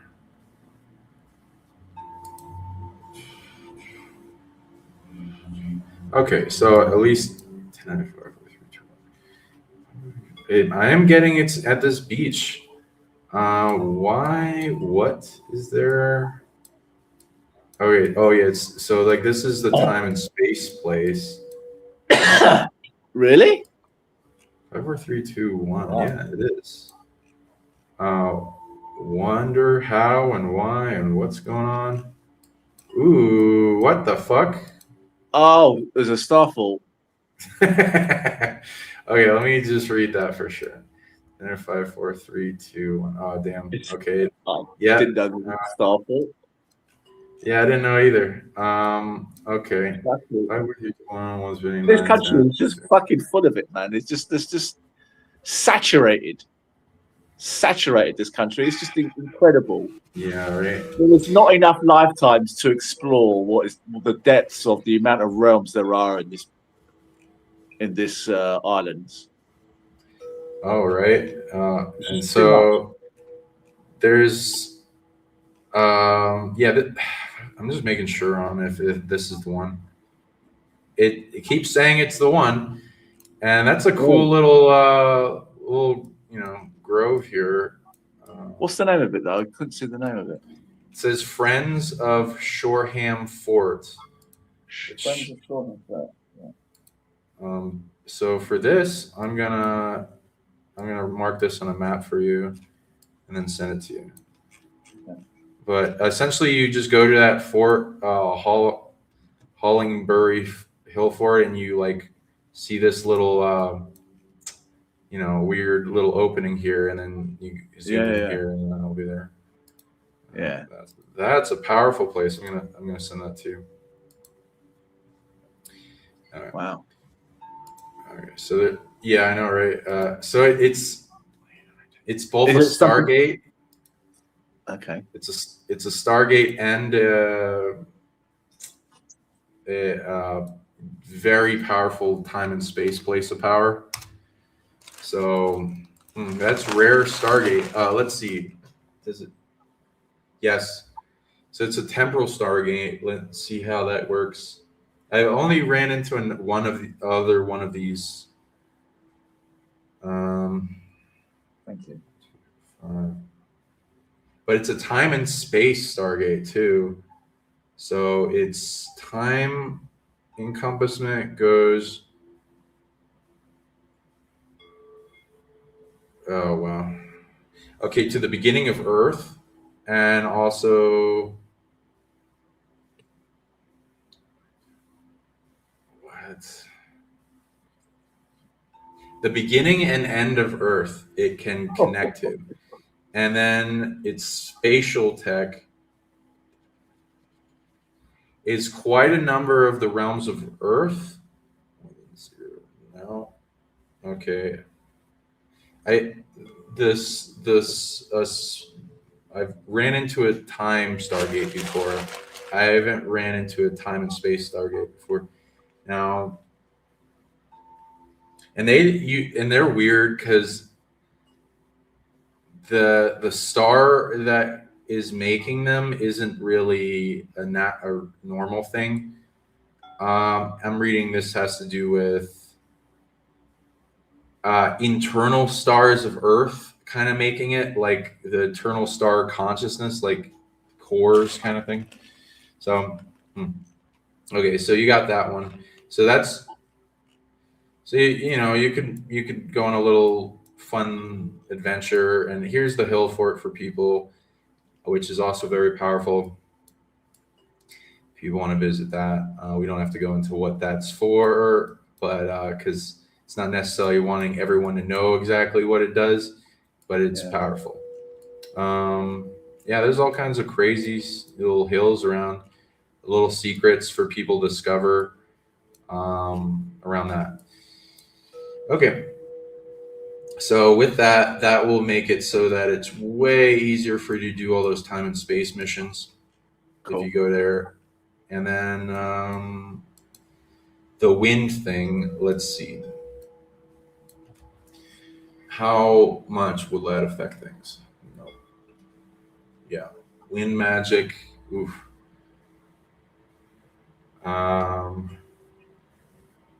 Wow. Okay.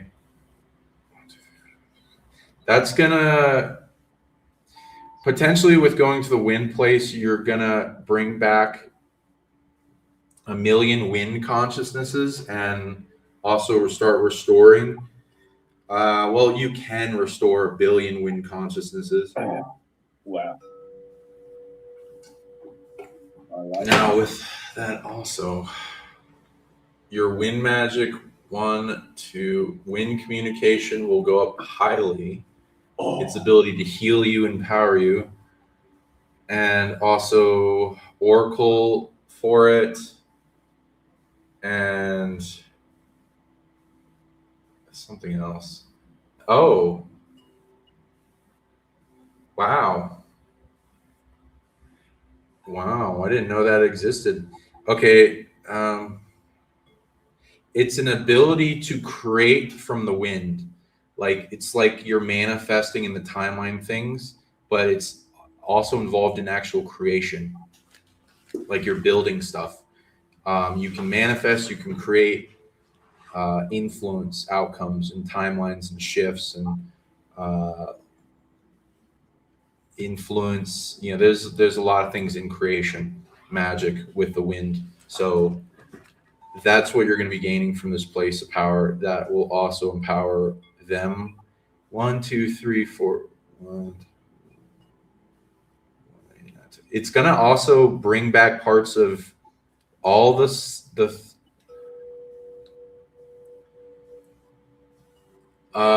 there's the 4 directions people know about gods of Greece, but there's also 3 others: above, below, and within. And then also that applied to multiple other cultures. Countries with that place of power, you're going to be able to affect a lot of Europe.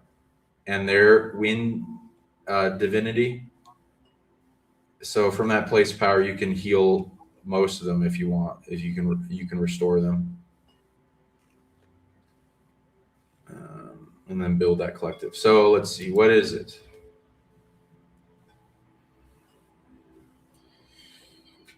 It's some monolith, I think. I'll look into it. Oh my god! Of course, it just brings me back to Mexico. So Your Google Maps does like it does shift you back to America, doesn't it? yeah, it does. Do you think there's a story, there's a message there? Or? No, it's just where it goes back to where I live. You know. Okay. Okay. Okay. Let's see. I know. I'm very happy. It's like a stone sticking out of the ground. You were saying? I said I'm very happy in Mexico. Thank you very much. Oh yeah, I love it. Exploring a bunch of things. What the hell are we looking for? Okay, let's see here. Nope. And you know, some of these 4, 3, 5, 5, 4. Okay, it's something close. Let me see if I can hone in that. What other words can I use for this?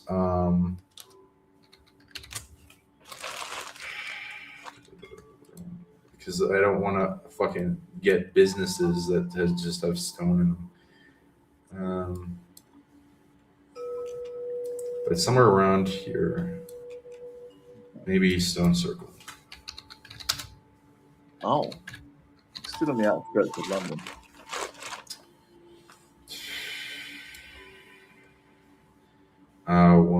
It might be hard to find. This is close, but let me see. It might not be easy to just get looked up. Anything come to mind of what I can type in at some type of stone thing? You mean like it could be a war memorial, an obelisk. Okay. How about that? I mean, you do get some art installations that are stone circles. You do get those occasionally. True. Okay. And yeah, you get the odd sort of stone that's that's been there for a while, and no one knows when the stone was put there or what. But that has happened. Right. I don't want to say the name. Yeah, there's a bunch of obelisks. Just don't talk about. Most people don't know.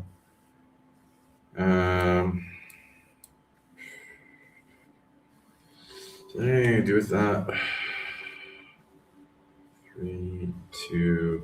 I'm getting closer, which is good. Okay. No. 3, 2, 1. Okay, I'm getting closer.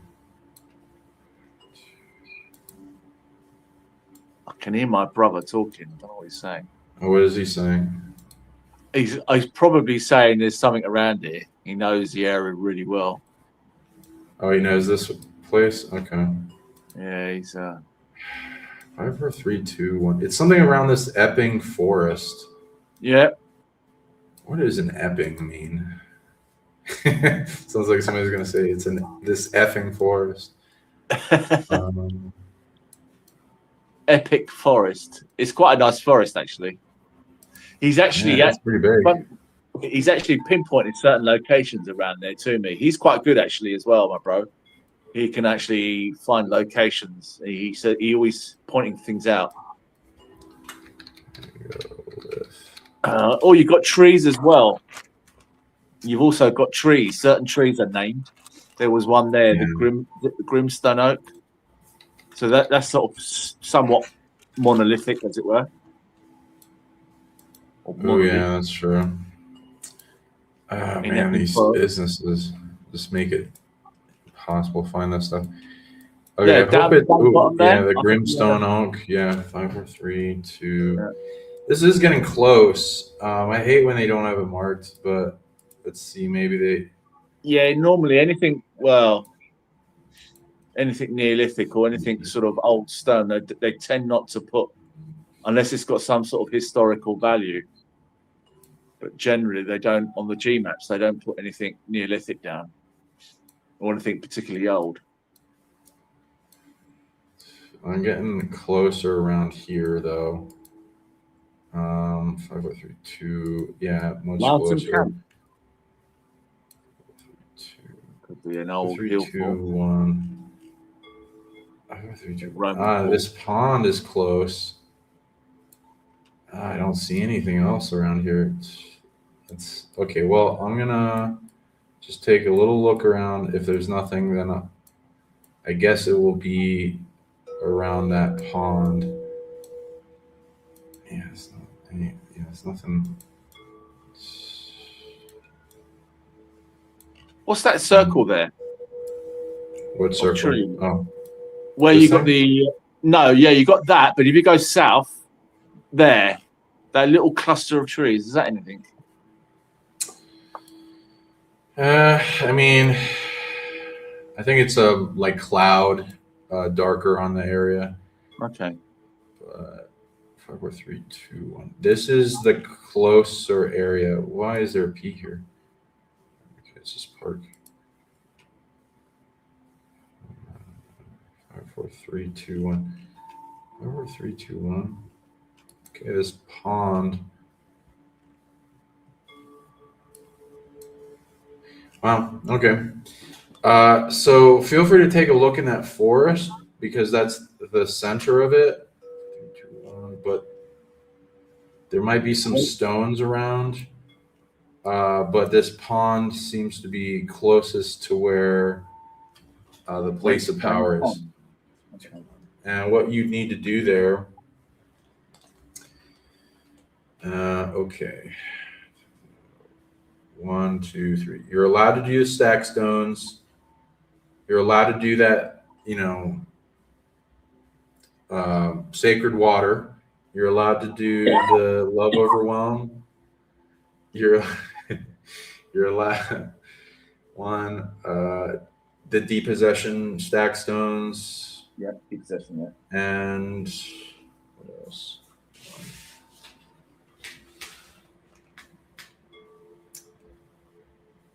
What does it want for this? No. Does it want to be gridded around it? Yeah, you can do that. Yeah. Doesn't seem to mind that. And then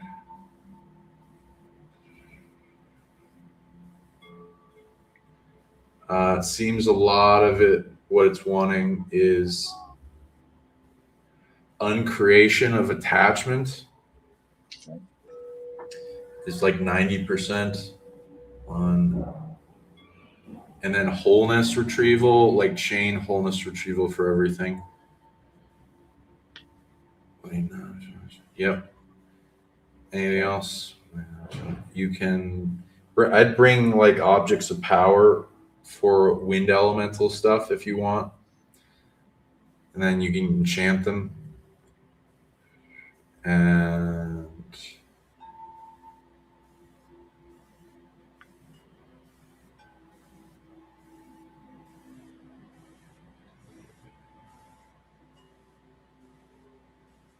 it's if you want, you can take a stick and engrave sigils or write a poetic enchantment to the land if you want, like mostly the wind. It's like, may this land empower the wind consciousness back to its full power, creating a new heaven on earth or something would be something like what I'd recommend saying. But you can just draw a symbol if you want and then say that out loud. That represents that if you want, make it easier. Okay, so there's that. So that's that mission. So what is? Go ahead and name some of the other beings that calling you. I'll see who wants to I talk. did have. I saw a witch. Your typical witch, black robes, black pointy hat, and she was behind me, and just a flash when I was at home. And I asked afterwards myself. I said, "Who was that?" And it was like Queen Mab. And I went, "Ah, okay." And I haven't done. I've got some things to do for her, but I haven't done it this year. So many other things have just like taken over. Were calling me more, and for some reason, it wasn't opening up to go and do the stuff that I was meant to do for her. And for people out there, Queen Mab is one of the fairy queens. Yeah. So people know. Okay, go ahead. And also during the session that you did last, Boggarts came through from Elfane as well. What's his name? The Boggarts. Boggarts are a type of fae. Oh yeah. A shape-shifting type of fae, and they were like streaming across. And I knew they said were from Elfane, and I went okay. And I have met Boggarts before, but not well. I suppose it was in the vicinity, but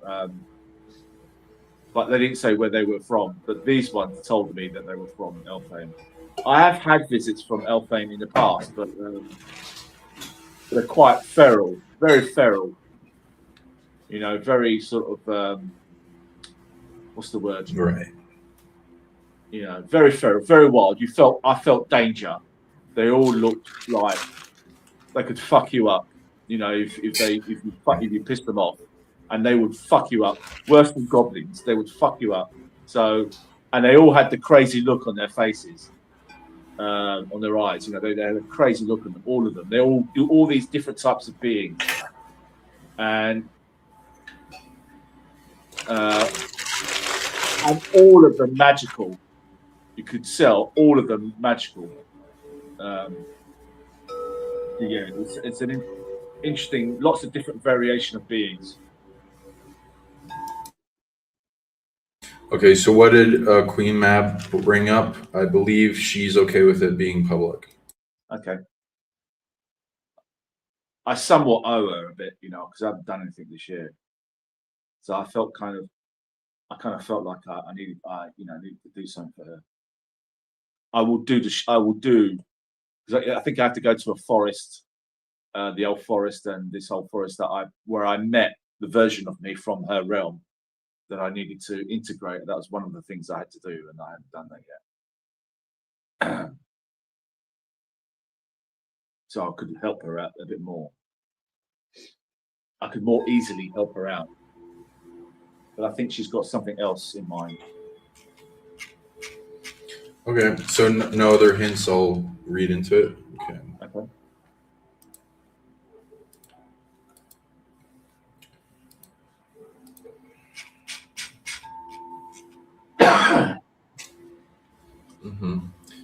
Okay, what does this do?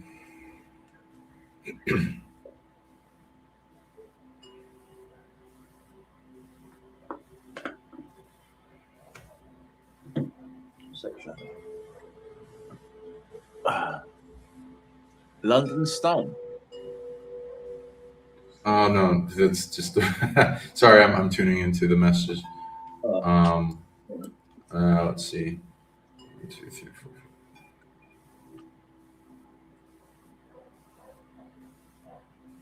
Wow. 1, 2, and how many times? Ooh, this is a good one. One place will do this. Wow. And how?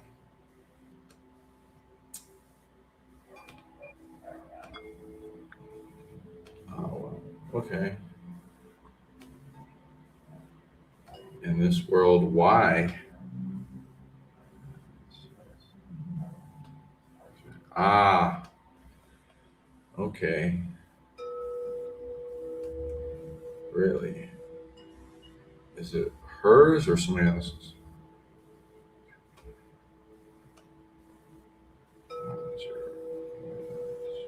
Wow. Okay, this is going to bring a lot of spirits in. Now it's going to be positive spirits, just so everyone knows that. Now, what is this? How does that work? Oh.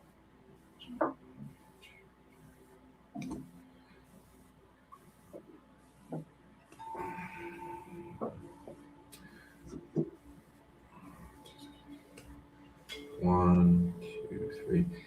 Oh man, I don't understand what that means. Okay. Okay.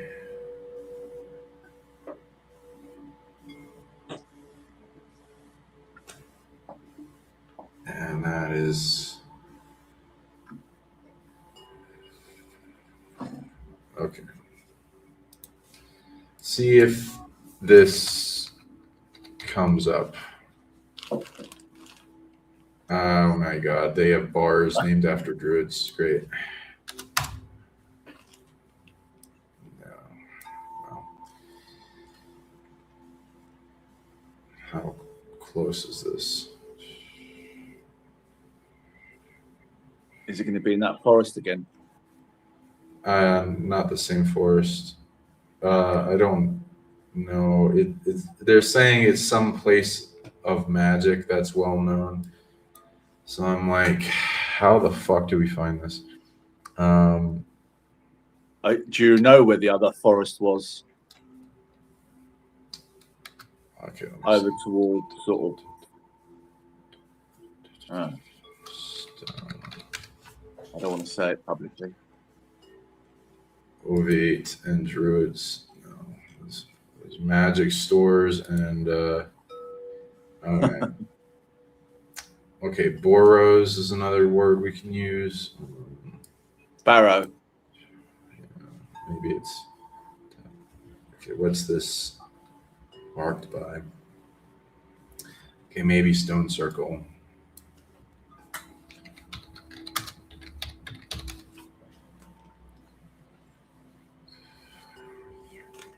Which one is it? 543. I'm just making sure which direction. Yep, it's going south.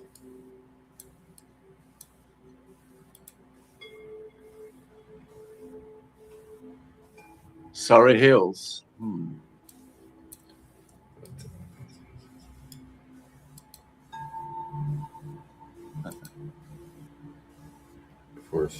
543, 543, 2.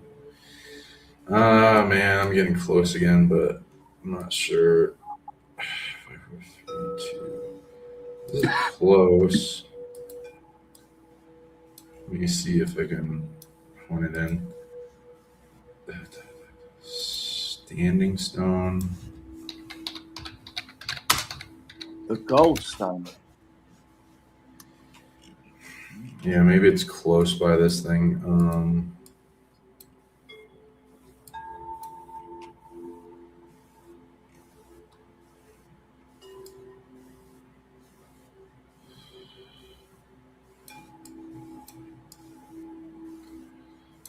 So it sucks when they don't mark it.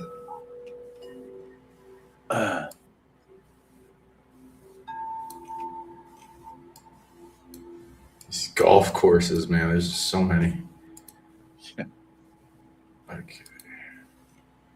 Actual 3. No, it's getting farther away. Okay. 543, 2. At least I know it's closer.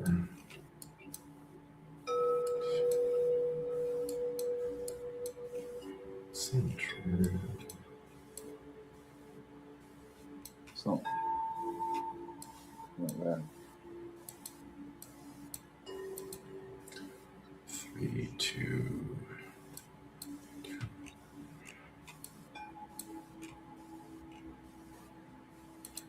What the heck can I put, man? Okay.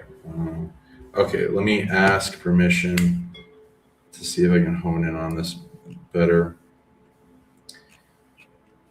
TSC kit.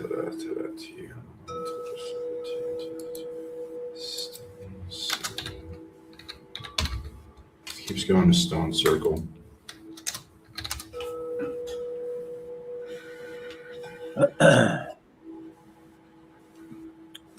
Still goes south.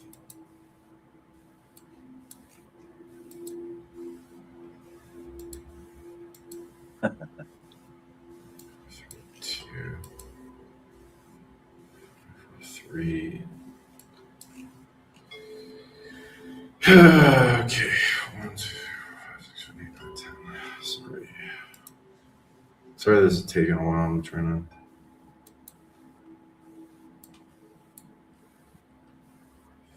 Five, 4, 3, 5, 4, 3.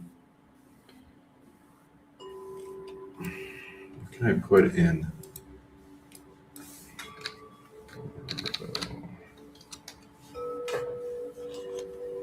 It's not a waterfall, is it? No, it's going stonish. Going stone. 5, 4, 3, 5, 4, 3, 2, 5, 4, 3, 2. It's a shame because there's another map. Is it megalithic? I can't remember the name of the website, but it literally does everything to do with megaliths, wells, hill forts. It does barrows as well. Oh yeah, do you have a link to that? Maybe I can. That'll help.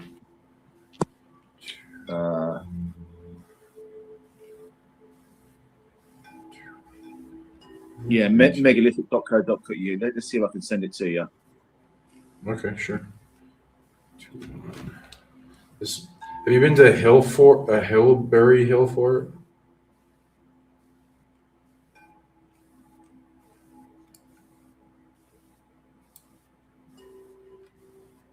And she had some divinity there.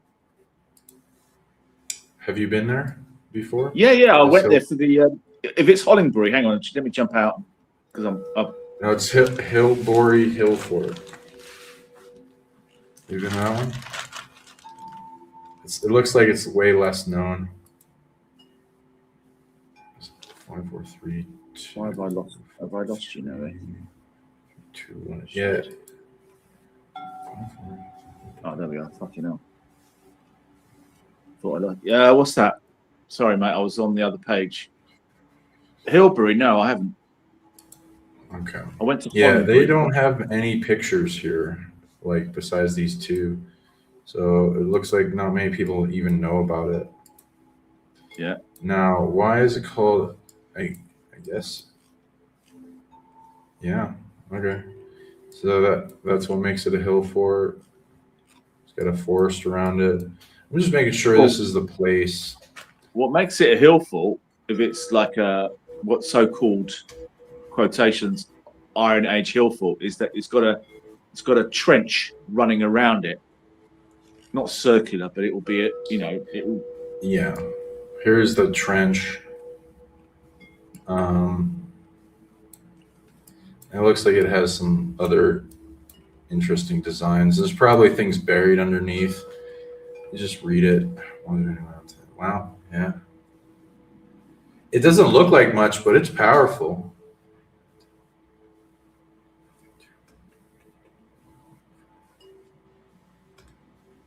Yep. It looks like it is. Okay. I'm going to send that link to you. So this is, let me just make sure on that.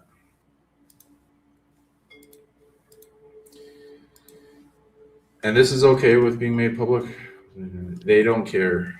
It doesn't look like other people will have. Anyone tries to interfere is going to get fucked up.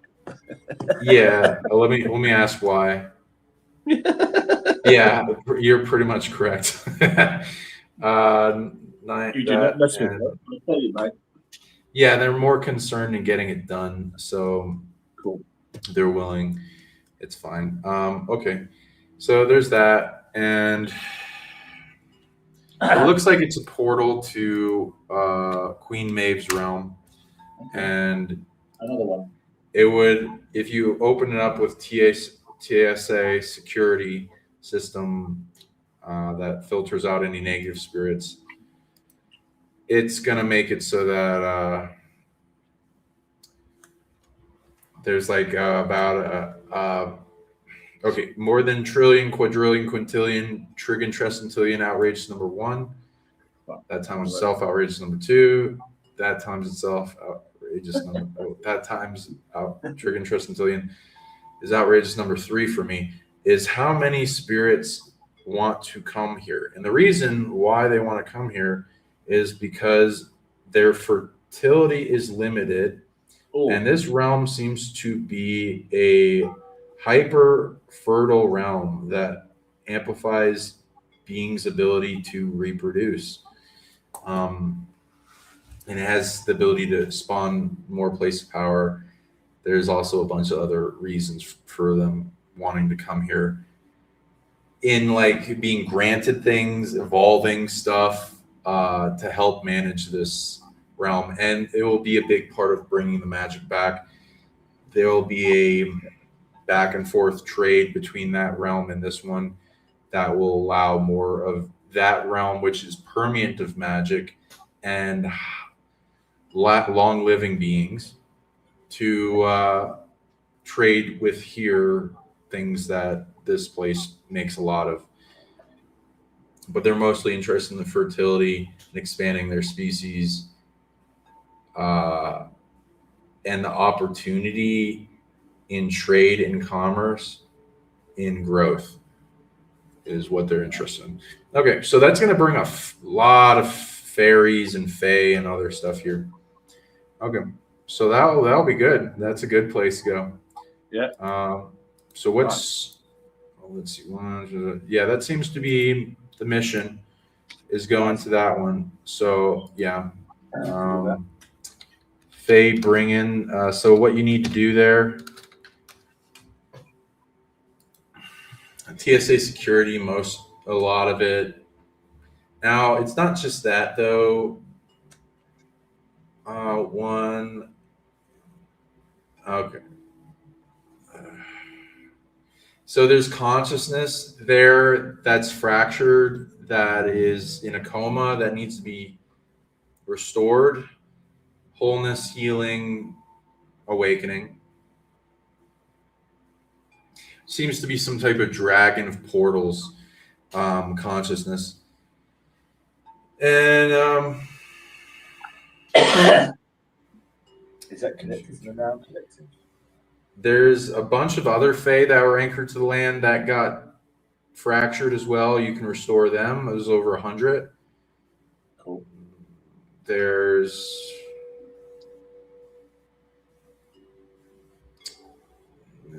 that'll be good there. A place of power that would generate magic that has to do with creation from beings from the other realm. High level magic. There's so many things here. TSA security for portal. It doesn't want standing. It stacks stones. It doesn't want sacred water. It doesn't want one. It wants love overwhelm because it's got a lot of things coming at it. So it needs all those negative forces to be brought to peace. Okay, I can do that.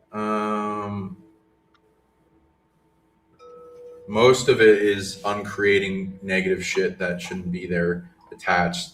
It's like stolen authority and cheating. It's like 90%.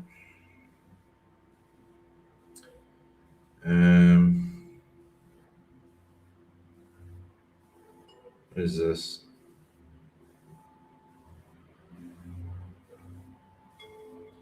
Oh.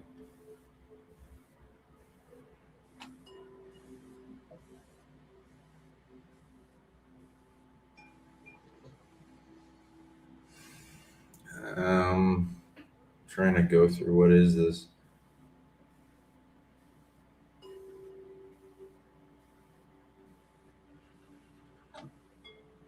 Okay.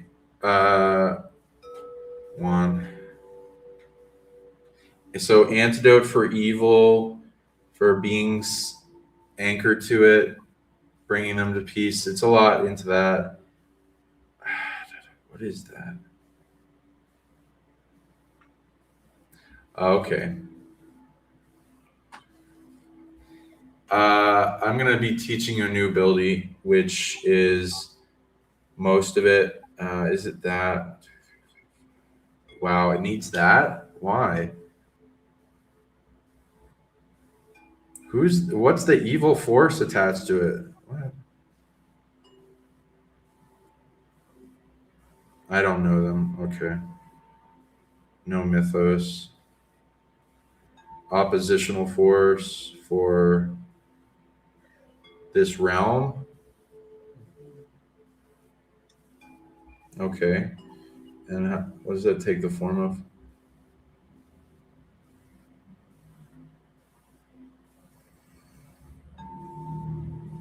Anything else? No.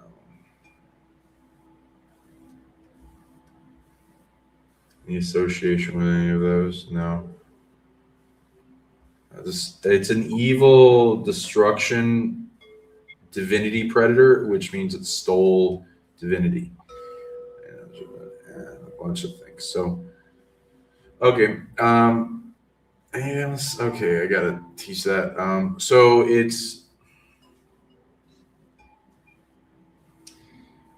I can just give that out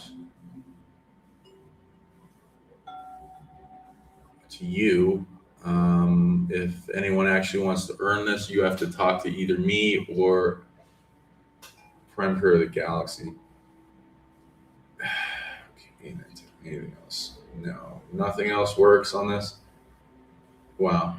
Okay, so it's like a trap entanglement button system of neutering magic and evil that is entangled with an area or yourself, and you do it with breath, and you're training your breath to be good at this. You're going to be training it when you breathe in to like build up a big ball of energy and make that ball bigger each time you breathe, as like you're making a generator and you need like 13 generators of a various size and scale depending on the force you're dealing with. This one needs it as if you're creating a ball of energy with a bunch of empowerments that has the authority of the galaxy. 13 balls, and then you pressing a button. The 13 balls of energy that support it in generation. And then you press a button to initiate, and then you're making a trap that neuters everything in the area and then collapses all cheating and bullshit out of existence, which goes to a high level of operation. And you're trying to increase this ability over time so you can do it for bigger and bigger threats. That's the capability it is for this time. So that's what you do there. You got all that? You understand? Does it collapse it or does it encompass it and then shrinks it down? This love, overwhelm. So it's another one. It's two major energies: goodness and love. Yeah, Right. And then you're gonna earn more to take on more predators. So it's like this big explosion of light that comes out of your heart and expands however big the predator is, and then collapses it out of existence. And your goal is to grow this ability so it gets more overpowered. But that's what's needed for this one because it's overpowered, cheating, evil attached to it. And because they really apparently don't want that realm connecting here, and bringing in the forces of magic and bringing back a whole bunch of magic. Right. Okay, well, yep, that seems to be your mission. So congratulations. Okay, Cool. what's the next one you wanted to go into? Mother Gaia has a request. Okay, yeah. Did she say anything? How'd that come to? I had it about over a week ago. I was just sitting here relaxing in the kitchen, and it just came through. She wanted something. Mother Guy was here, and I was like, okay. And then yesterday, when I went out for a walk, I already had a few names on the list, but that she came through, again, just reiterating that she has something to share. She has a request for us, but she didn't specify. I didn't look in my inbox either because I felt maybe this was something else. But sometimes, I do ask and I get, well, do you know what? You're going to need to unpack this for sure. Okay. Okay.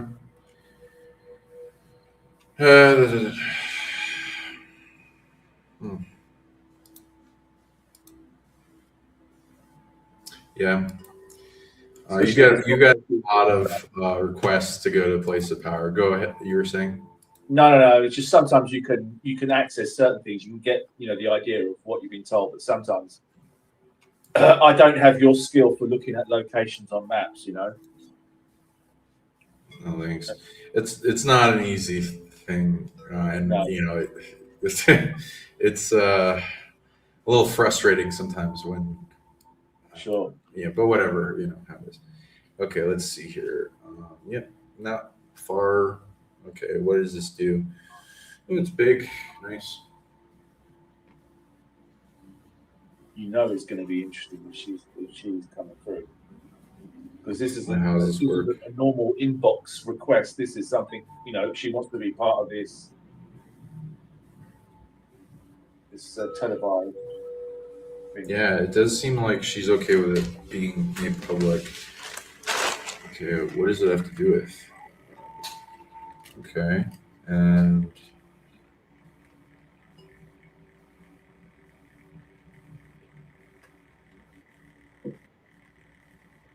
I no. What does that have to do with? Well, 12 o'clock away. Huh. How much?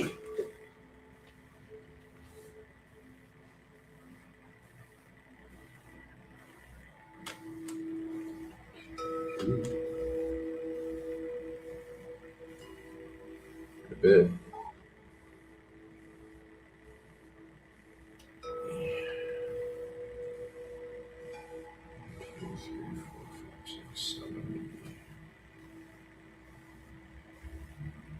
Nice. Does that include that?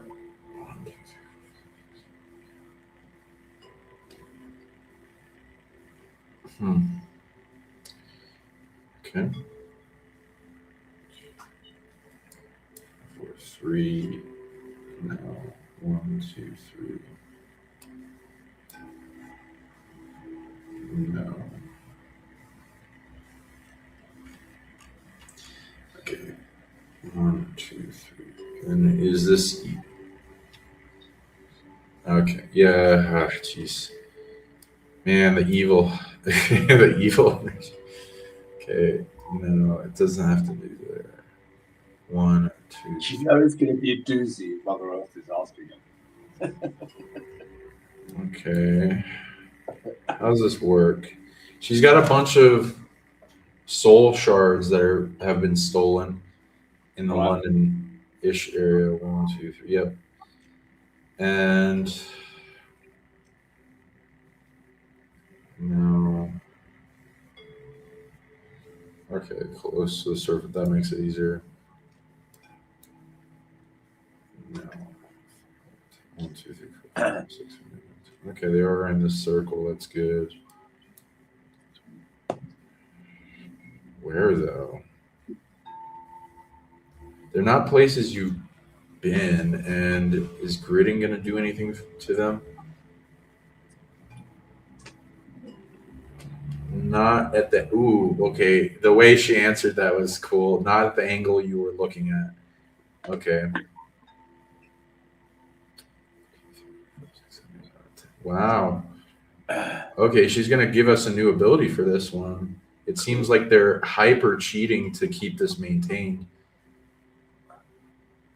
Now, how's that cheating level affect? Ooh, this is going to take down a lot of it. Ooh, this is nice. Okay. Wow, she a lot of their authorities from this stolen ability. It should affect a lot of things. One, two, I believe there's 3 locations. Well, I've been asking for it. Okay, let's try to hone in on some. 5, 4, 3. Is it anything to do with the underground sorcerers? I'm not getting it's underground, but it probably does have to do with the beings that in the deep underground military base cities and stuff that rule over our own surface government. Oh, look at that. Gosh, where is this?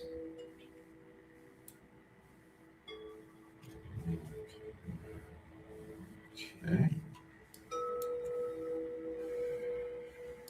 It's not the new Chinese embassy, is it? No. No. 5, 4, 3. No. Gosh. 1, 2, 3, 4, 5, 6, 7, 8. It's a little hard to track.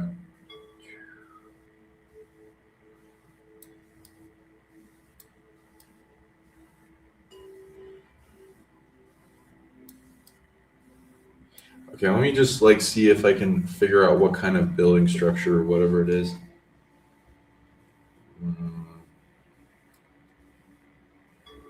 1, 2, 3. Ooh, okay, maybe churches.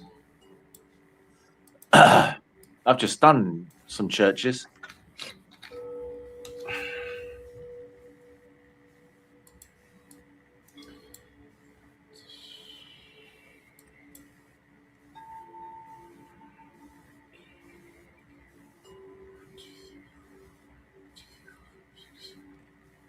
I'm looking at that little bottom. Which one?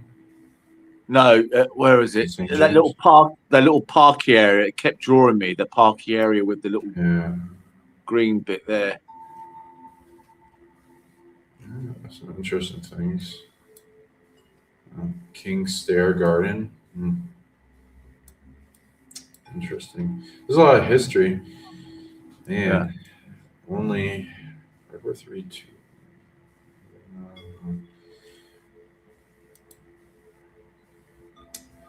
Huh.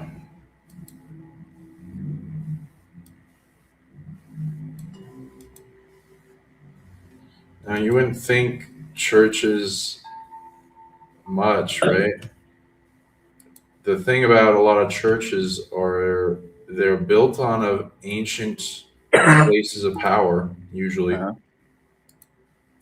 Like big earth worship, place of power. Now this is a feminine one, so that's interesting. And usually places of worship for Fae and the different elemental beings of nature of the past. So it's not all malicious and stuff and intention. Most people don't have any idea, and they can draw. They usually draw upon the place of power. Oh, yeah, 1, 2, 3. I am reading its churches, but the way it's there, you can't do anything about it until you get a new ability. Let me just check on it. And yeah, it's a high level secured thing, and Yeah, there's some positive things. It's just there's a lot of domination of something there. Hmm. Okay. Yeah, literally no other ability will free the part of Earth that's trapped there, and it's essentially like a prison harvesting system around it that's high level, like really high level. It's mostly stealing from the energy of the soul part to maintain its security system, but there's also authority elsewhere. Okay, we do not have this ability, so we're gonna figure out what it is. Granted, one, two by two authorities, Earth, but she can't really undo this herself because it's her authority, and then some other authority. Source of all things. So it needs to be at that level. Okay. And what's the ability? One, two, three, four, five. Five combinations.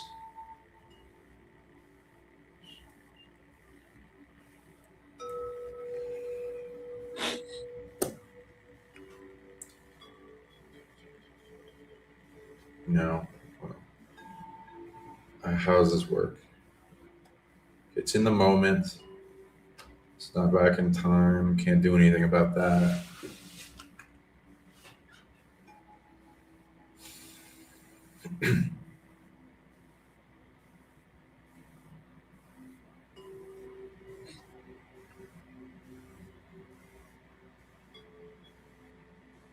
What?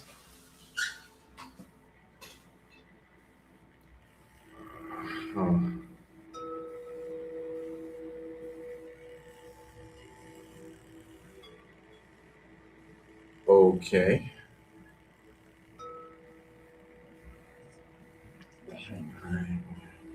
Wow. Okay. It's the ability to, well, the five things combined. It's essentially immune to being uncreated. So but not other things. So it's wanting to combine shape shifting of a creation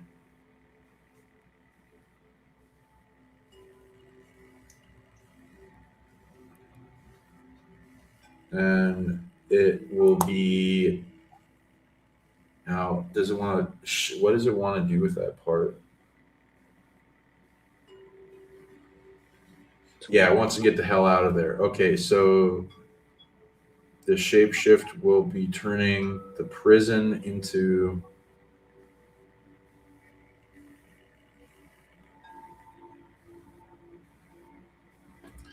essentially an open house.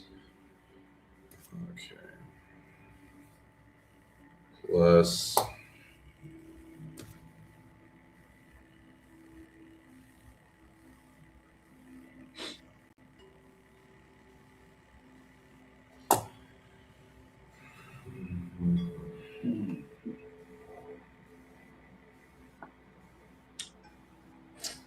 okay.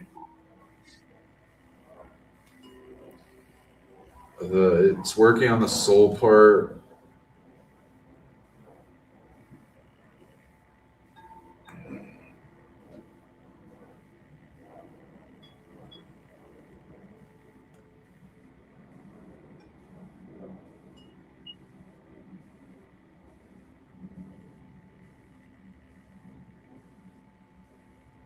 Okay, how does that work?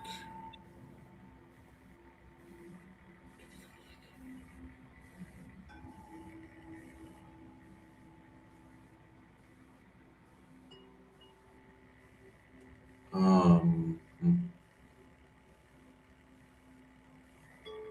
okay, what does it represent?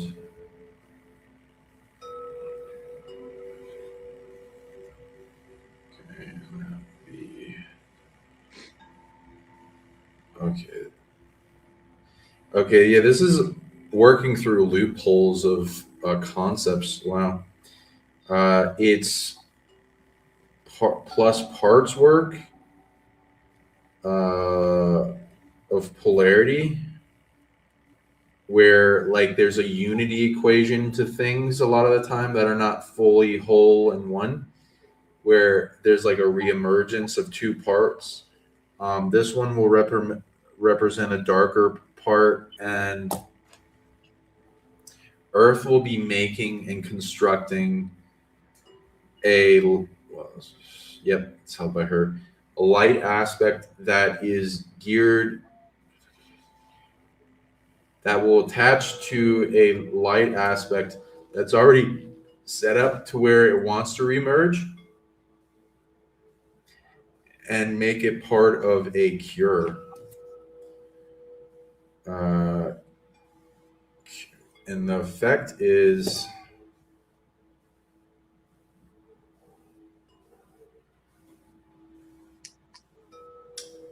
freedom, getting it out of there. So it's an actual being, is it, that's there, is it? Are we talking about a being, a part of her?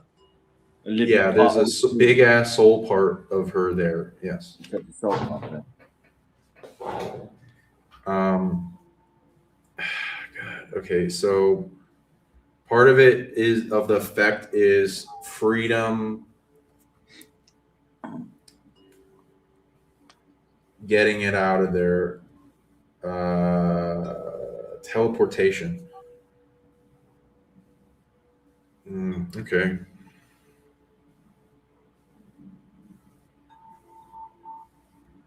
Anything else? Nope. Doesn't have to care about any of that other stuff. Okay. Then the other three.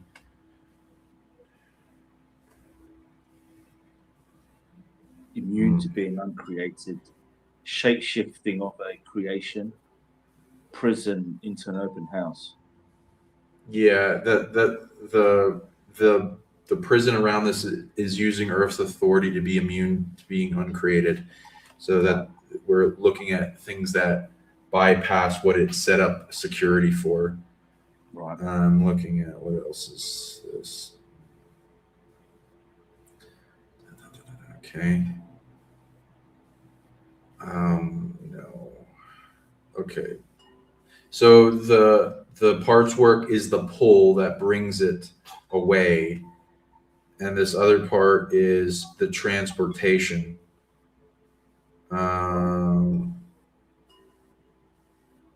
Stargate? Okay, how's that work? Yep. Wow, really?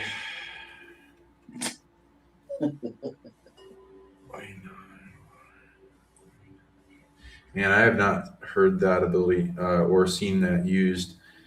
Okay. How does that work? Spiritual?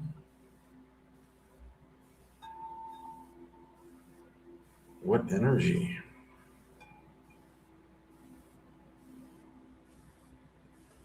Energy? No. Okay. A Stargate teleportation made of soul energy.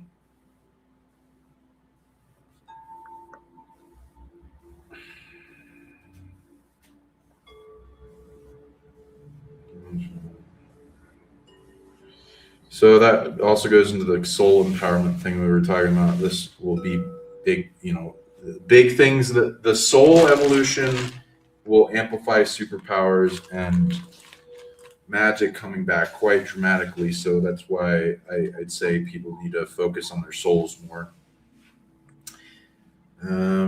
Okay, so it's 3. So the last 2.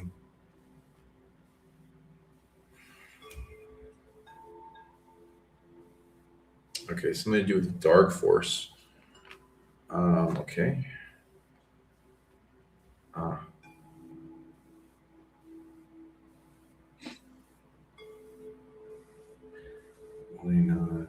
Okay, it's some type of shedding, like a snake skin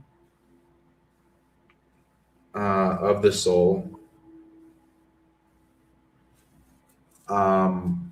collapse reversal trap. So like,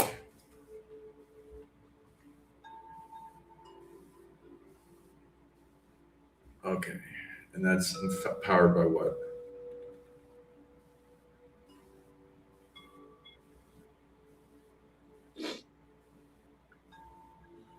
Okay, reversal, its own force used against it. So the whole force it's been applying in maintaining its thing used against it, and the harm it's done to all life in the timeline, all in of all the future where it would continue, collapses from the future in unity back in time onto it, forcing the dark force aspect of this into its own prison.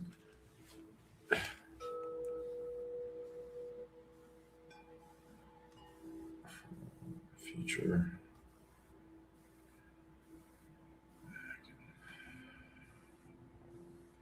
Beings harmed. So all their harm, all their suffering of everything this place would cause in the future from those future timelines united, sending their suffering back in time, collapsing it to maintain it. Future beings back in time. Yep, that one's that, and then one more. And this should apply to all three of these places of power. I'll look if there's anything different though at each site that we go to. You're gonna have to review just the actual process a little bit. Sure, and again, for everyone out there in the audience, don't understand all this stuff. I'm a Christian and grew up Christian, love Christianity. The Vatican's full of evil shit though. And I do love Catholics, though. They're nice people. I also love exorcists. They're cool. A lot of the churches, the priests and all that, not really have a problem with any of them. They don't really know any of this shit. It's all older stuff and like a hierarchy order doing evil shit like the Jesuits. So, again, this won't affect the church in any negative way. This will get rid of the negative authority, and the place of power can come back online too. But it will get rid of this negative limiting factor that dominates people and uses earth authority to control people. And some churches are better than others. Some I've been to do this weird vampiric attachment thing, and they make you feel good when you're there, and then they dump a bunch of suffering onto you later, and they steal from you, and they make you put it in pain, and then they make you feel like, oh, I need to go back to church. So it's like this weird, like addiction, drug kind of thing system. So take note of that. Though, if you can purify churches to where it's all good, because they can be great places to summon angels. There's also a lot of, like with polarized churches that have a lot of light, but then also have a lot of dark. So it's a weird like mix. So sometimes you get more evil thoughts afterwards too. What'd you say? It's interesting how certain churches have got a lot of stolen stuff, stolen power from certain divinities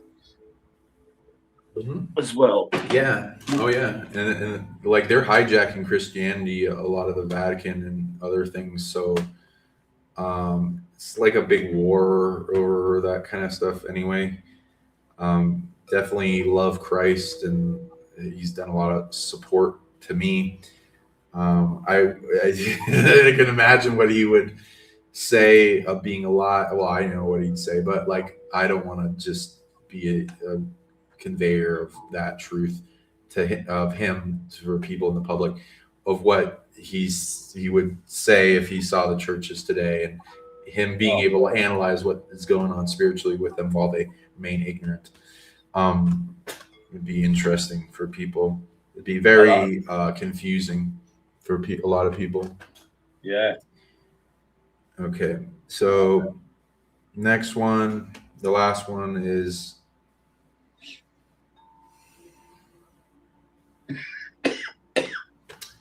okay.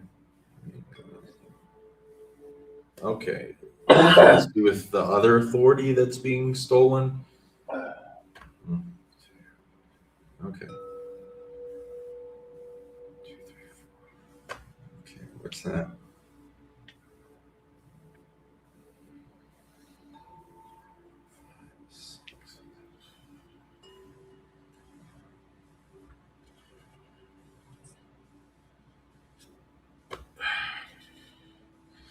Okay. It looks like from the sun.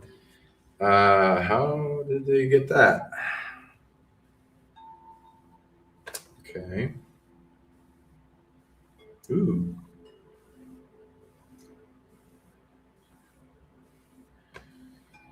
What? Oh yeah, and this authority, by the way.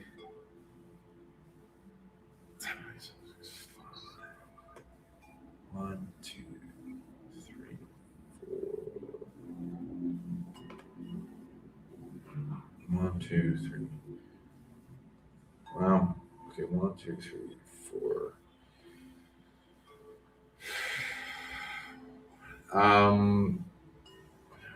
Was okay. So there's okay. So not always necessarily a avatar of Earth or whatever. It's the planets and the stars can do an interesting incarnational thing where they will see somebody of value that is a big mover and shaker on the timeline, and they'll go back and forth in time and add their spark and part of their soul to that individual in their collective. And so, and how much they want to invest in their timeline, how much they put in, or how much they're a part of it. Now, as opposed to like the main consciousness of a person incarnate in a human body being that, like the earth or the sun or something, it can be different, but those are very protected and they don't want anyone to know about that. It's gonna be even really hard to even read that on somebody if it's true. So I can technically say I have not seen that because I'm probably, or anyone else is probably not allowed. But what I am allowed to see is how much those celestial bodies will invest in a person. So I at least can confirm the different celestial bodies will get closer and closer and add more of themselves to the person in their collective if they really like them and want to support them. So in that sense of an avatar is what I'm reading. 4 avatars of Earth have been captured back in time. One of the sun. And that other authority for the sun is what's being used to capture the ones for the Earth. So I'm and imprison the soul particles for long periods of time. Now, what's being used? What's being used to imprison the sun? So this is a little chain. Let's see where they get the stolen authority.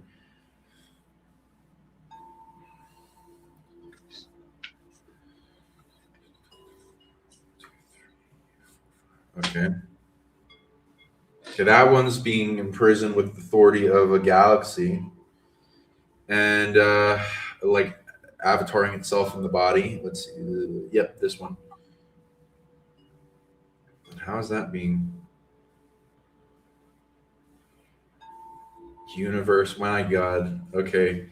So, okay. The sun goes back to the Catholic invasion. The galaxy, that one. Okay, that was taken a while ago. That's from Fall of Atlantis. So they're getting a lot more of the bigger ones at the Fall of Atlantis. Okay. So this chain, stolen authorities.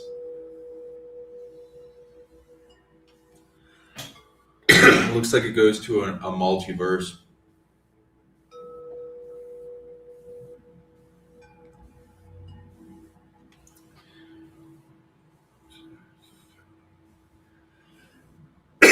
And mostly a bunch of crazy temporal and spatial incursion invasions at Fall Atlantis. Okay, so that seems to be the remedy, preventing a lot of that. And also, what's the force coming at it to even engage in that? Which,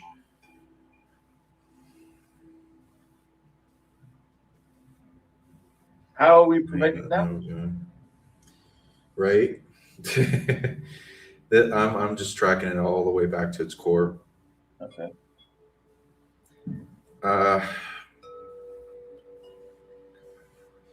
This goes also to the antiverse. Right. So them stealing authority from those, the opposites of like the anti-version of Earth, galaxy, etc. Yeah. Okay, and then them invading. Okay, with enough force from stolen authority from that, that's going back even further. Okay, tonight is 6 5 3 1. Yep, 5 4 3 tonight. Another multiverse, antiverse.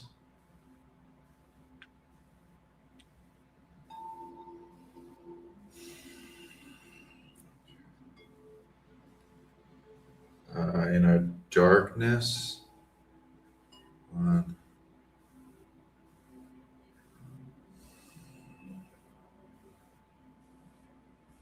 Okay, a number of multiverses being corrupted and invaded.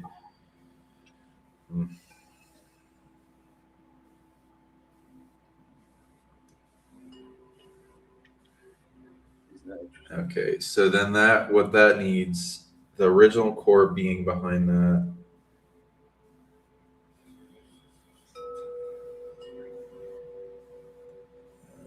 I don't know what that is. Some evil creation. What does it need to stop that pathway of evil? Is from abandonment, lack, and overwhelm of a force, no love, no support. Okay. That plus on creation. Okay. Okay, so a collective of powerful beings that are capable of doing this form with Source of All to send what is needed to this evil being back in time to prevent it from becoming evil. And that seems to collapse a chain locomotion. Let's see. Okay. Then if that same kind of process is done for anything at a micro attempting to be repeated, as this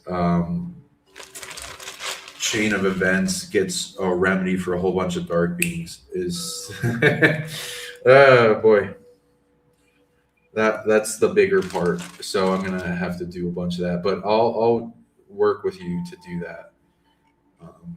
This is not a timeline surgery. This is something else. It is. It's got timeline surgery aspects. It's just older. It's like multiversal, and it goes back to changing a whole timeline for an evil consciousness coming into existence turning the course of history into where it's not being evil anymore. It's like if you went back in time and made Hitler a positive being or some or someone you also know is evil, and making it so that they're better. Okay, so there's that church. But you're also saying that this is multiverse, so this is something that's come outside in. Yes. It's the core of the motivation. Okay, so that's that church. There's two more. 1, 2, 3.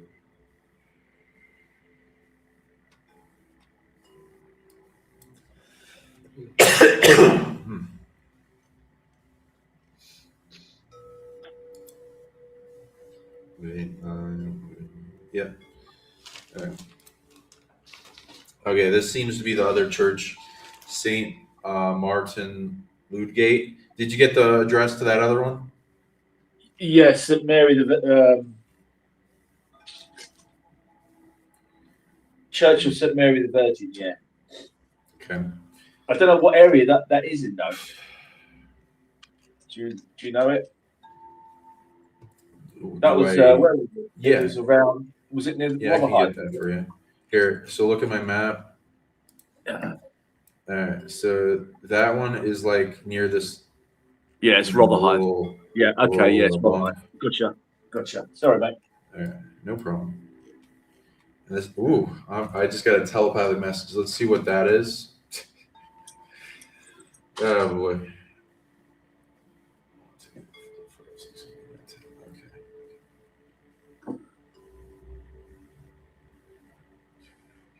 Oh, is that St. Paul's? Oh, I'm getting a message. Wow, I got a man. That's crazy. I just got something. It's like blue in my ear, and Oh yeah. It's the future version of the being that was evil, like saying thank you. So yeah, it's like we're literally like these beings. What made them evil? That one was overwhelmed with some type of darkness, being abandoned, not having love, not having friends, not having support, lack. So it's like an abandoned child that then turns to the dark side, and you giving it support and to where it's not anymore abandoned, and then they see you as an ally, and then if you do it right, there can be, you want to be careful because there's a way to fail in this, but I've done it a bunch of times, so I have a lot of support in a collective to do this.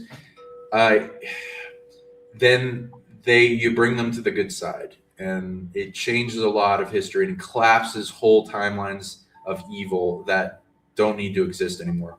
So there's another one here, and this is a whole nother system of a similar thing of stealing authority from like Earth and the sun and the galaxy and the universe, the multiverse, and such like that, and then going back to Atlantis fall. And this chain then goes also to a multiverse, different multiverse. So there seems to be something mining and creating dark, overpowered beings in multiverses, and then sending them after this planet. So here's Saint Martin. You're gonna essentially do the same 5 things there.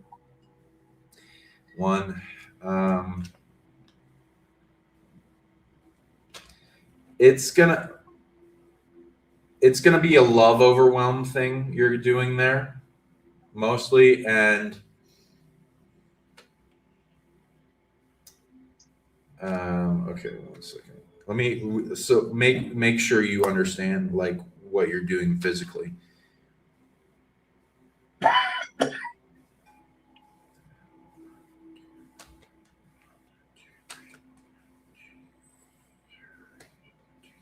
Okay, so the energy of these abilities are mostly coming out of the soul. So it's going to be a soul ability you're getting granted. So you're going to be holding the front and back of between your heart and your soul, and you're amplifying a light come out of your heart and you're going to do that kind of trap thing with the 13 breath work that I told you about, and like really love overwhelm the place.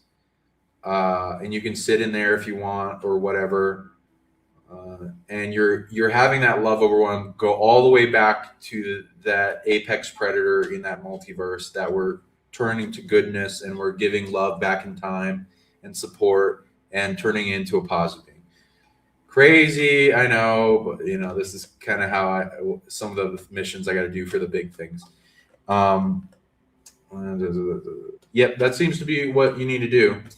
And you can do deep breath works and holding the breath and meditating and going inward and like doing big soul supernova breath works that change your consciousness and amplify the love, to where you just collapsing all those, you expand to however big the whole system of existence of that negative system is, and then get as big as it, and then collapse it out of the timeline as if you're hugging around it, and this heavy ball shrinks down to nothing that represents all the negative things we're countering, and then the soul parts of Earth and all those chains of other things get resolved. So that's essentially what you're doing in these places. Cool. My God, this is a big mission. Okay, another thing. Yeah, this is it. What's that? Like the third one? Yep. 1, 2, 3. Spitalfields Market. Yeah, I know that one. 1, 2. Now this has 4, 3, 2. Ooh. I'm just making sure on this. 1, 2. Yeah, I know that place. 1, 2, 3. Yep. 1, 2. It's got quite a heavy energy to it as well. This one has 2 big soul parts of Earth, and one is the thing for the roads circles you were talking about. Ah. So, big tower obelisk. Interesting. What's the name of it again? Is it the Spitalfields? I know which one it is. Yeah, Spitalfields. What the heck? Spittle? Okay. Weird name. Spitalfields Christchurch. Christchurch. Big yes, though. yeah, that's the one.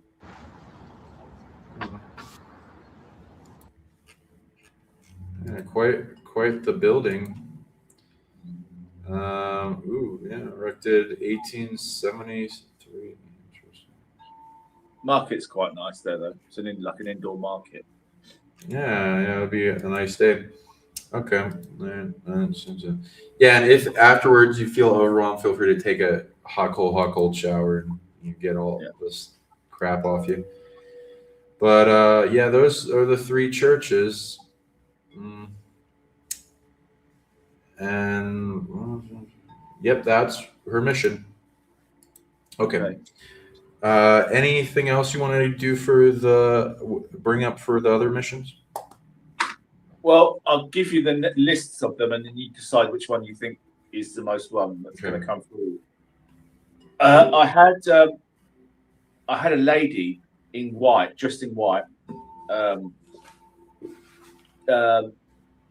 to me. I mean, where I'm sleeping upstairs, as I move around a bit, it's a large bed, and she was on the other side of it, and she sort of leant down on the empty side of the bed, and she pinched my hand. I was asleep at the time, but I saw her clearly, and she pinched my hand between my thumb and my forefinger, the fleshy bit there. She touched it, and then she kind of grimaced. She sort of like, ugh.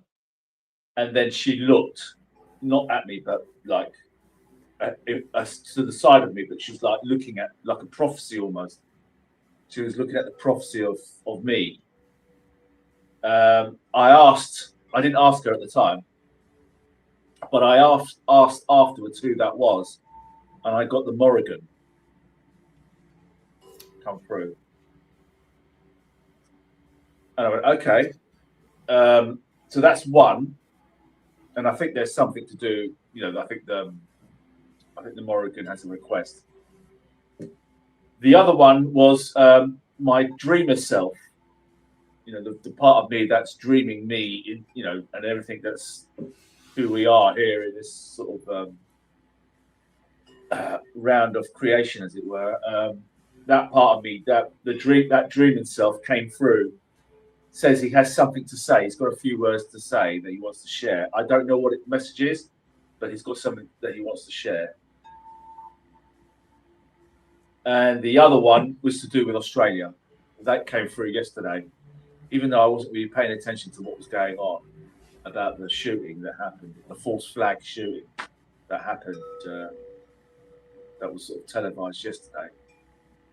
Because I went there in 2023 and I opened up a place, I was requested to open up a place there in Australia when I went there on holiday, and open up a portal, and I was shown where to do it. I knew beforehand I was being requested this, and when I went there, I was shown to do it. And the lady I went to go and go to Australia to visit, she had some deceased guides who were Aborigines, and I think they were the ones who showed me, where to do this portal thing. And so that connection is there. It was quite a generous thing to do. So because of what's happened there, I don't know if it's necessarily to do with what's happened there. It may have something to do with that. But I think that they had a request as well to help them out. They needed some help with something. I don't know exactly what was being asked. I don't think it's to do with the realm or the portal that I opened up there, because that's already been dealt with a few months ago, that it needed to be fortressed and sort of protected. So I don't think it's to do with the realm. It's something else. It's some sort of hijack. I know that the globalist agenda in Australia is pretty heavy, and has been heavy for a while. But it's got to be something that they're coming to ask me for some help, because obviously they know I'm going to be having a chat with you, so they come all the way to say, "Hey, can you help us out with something?" So those are the three things: the Morrigan, the dreamer self, and Australia. Dreamer self has got something to say, and Australia.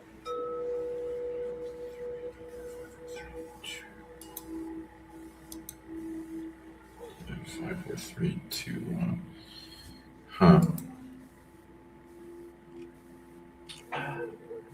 3, 2, 1.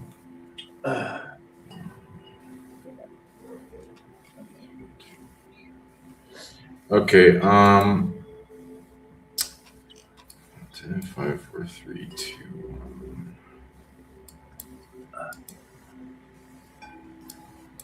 1. What? My brother will love that. Oh yeah, there's a statue of him. Yeah. Oh no, man, I've done some work around there. Yeah. Oh yeah. Yeah. Me and my bro have done some stuff around there. The headless statues. You had the World Fair there back in 1850, I think it was, in that park. There's the Sphinxes.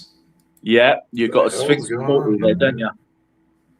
There's a bunch of wow. And you got some lady. Yeah, you got some Fae there as well. You've got some hills. Two of the Danon there, I think. The top of the Danon. 3, 2. Oh yeah. You've got a lot there. Okay. Fountain fairies as well. Fountain Fae there. You've got loads of stuff there.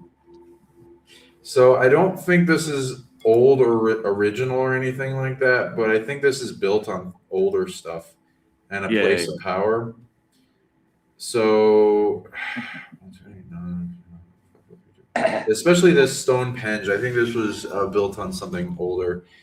Right. So there seems to one. Why? What? How does that work? One. Okay.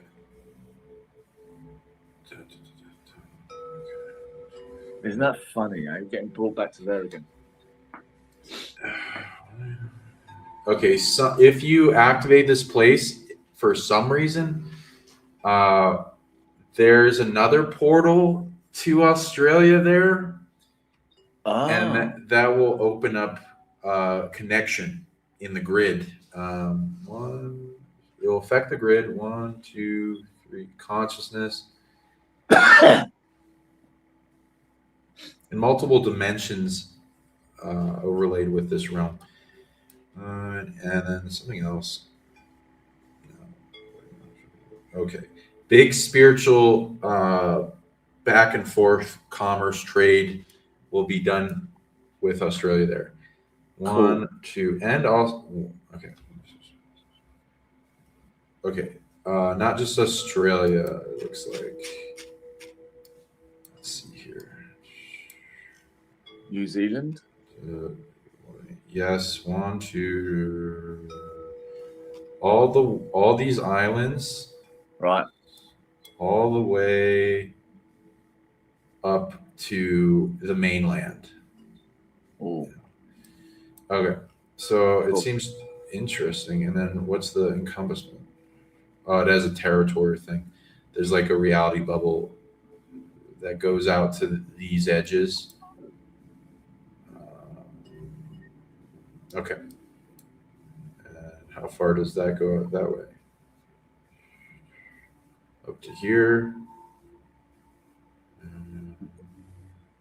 A very Here. discernible level of, you can see almost the plates of all the formations Right. underwater. Yeah, it looks like those plates affect reality bubbles. Yeah. Okay. So yeah, it goes out to there. Cool. Yes. Out to this That's thing. what I heard yesterday. South Africa and New Zealand. Sorry, Australia and New Zealand. I heard, but obviously it's covering even a bigger area. Philippines, Indonesia. Yep. This whole like corner here it goes out to. Yeah. So yeah, that is what it will be commercing with back at From Stonehenge. So I'm essentially just reason. opening something up there, opening up No. and connecting. Yes, but that's not it. That apparently there's a lot of things there. What you can do here. Okay, so TSA security system portal back and forth. It's not interacting with the portal you set up. You seem to do other things while you're there that affected things, but it wants that kind of to remain a little hidden. But you can tune into it on your own. Sure. One. Also, some other people did some work, but this is a commerce between the two places that can resolve stuff and bring out. You can affect some revolutions if you want over there.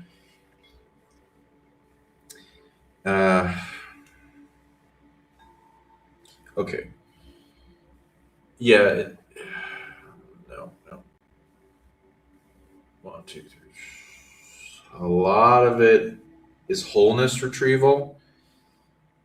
1, 2, 3, 4, 5, 6. I don't think it has anything to do with the people of the statues. I don't think. I mean, there are spirits anchored to the statues, but they're not like who they're venerating. Interesting how that works. It's interesting. There is a dark demon, or whatever, the headless demon, I think it is, and there are statues to do with the headless demon in London. Well-known artist that did that sort of statue. But it's interesting that most, if not all, the statues there have their heads removed. Yeah, I never did that. Yeah.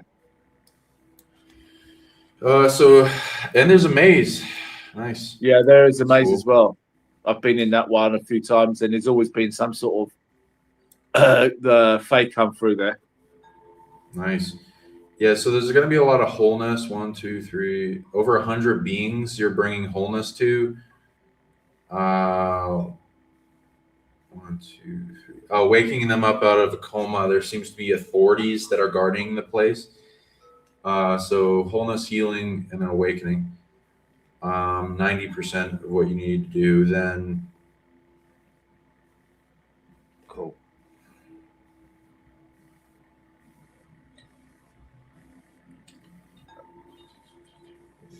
a lot of it's just an uncreational defense of any threats coming at it. 1.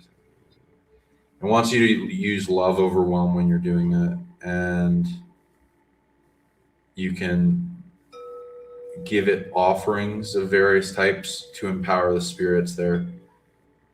I'm not seeing much of anything else at once, but yeah, especially at the Stonehenge. But yeah, feel free to enjoy yourself. 1, 2, anything else? 1, 2, 3. Especially, yeah. Are these the sphinxes you told me about before? Yeah, there was my brother showed me the park. I went there. We had a recce of it. We had a look, and then we went. He went back home. I was going to go back home, and then I thought, you know what, I'm going to go back again. And when I went back again, they showed me where the portal was, and I was like, oh, okay. And it was at one of these. There's something powerful there. And when I went to it and sat on it, I meditated on it. I went down, like it was like going down into a realm, and then there was a well, and then I heard the 3 in 1, the 1 in 3. And you mentioned that it was to do with the goddess Hecate. Yeah, it seems to also be like multiple big sphinxes near each other, staircases. They seem to, okay, so this wouldn't be anything normally if it's modern, but since they're venerating sphinxes, that attracted actual sphinx spirits to anchor there. And I'm pretty sure when nobody's around here, people have used this ritually. I have used that. All right. Yeah. I have gone here on certain solstices and equinoxes. I've offered wine and burnt. Like I think a couple of Sarwinds ago, I went there and burnt. Put a candle inside. Put like a pumpkin, hollowed out pumpkin. With candle to give it some plasma. I've offered wine. I've offered incense there. So I have gone there before and done offerings. Okay, so let's see what you need. This is like a gate, and if you're worthy, then you get bilocated somewhere, and you can vision quest there. So the way to do that, the sphinxes don't particularly like people. They don't like a lot of humanity. So this is probably one of those places that I would also, bow in honor and reverence and asking for forgiveness and getting them to really like you, giving them offerings and an offering they like. Let me see. Besides spiritual stuff, like support, wholeness, asking them what they want, and what is it? I did have a dream there as well about that place as well, and it showed me a mound. And I heard the word Annalee Hill, which is the hill that leads up to that area. So even though there isn't a history of a mound. I think when they did the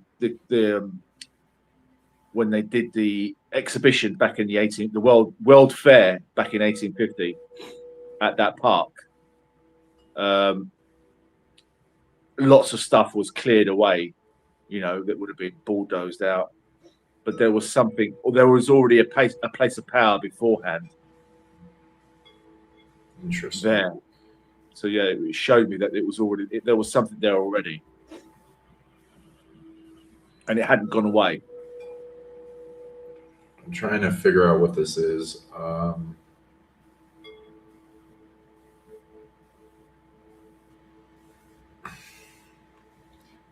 Really? 139. I've not really heard of this that much. Let's see, is any of that? No. What? Okay, I'm gonna look this up to make sure if this exists.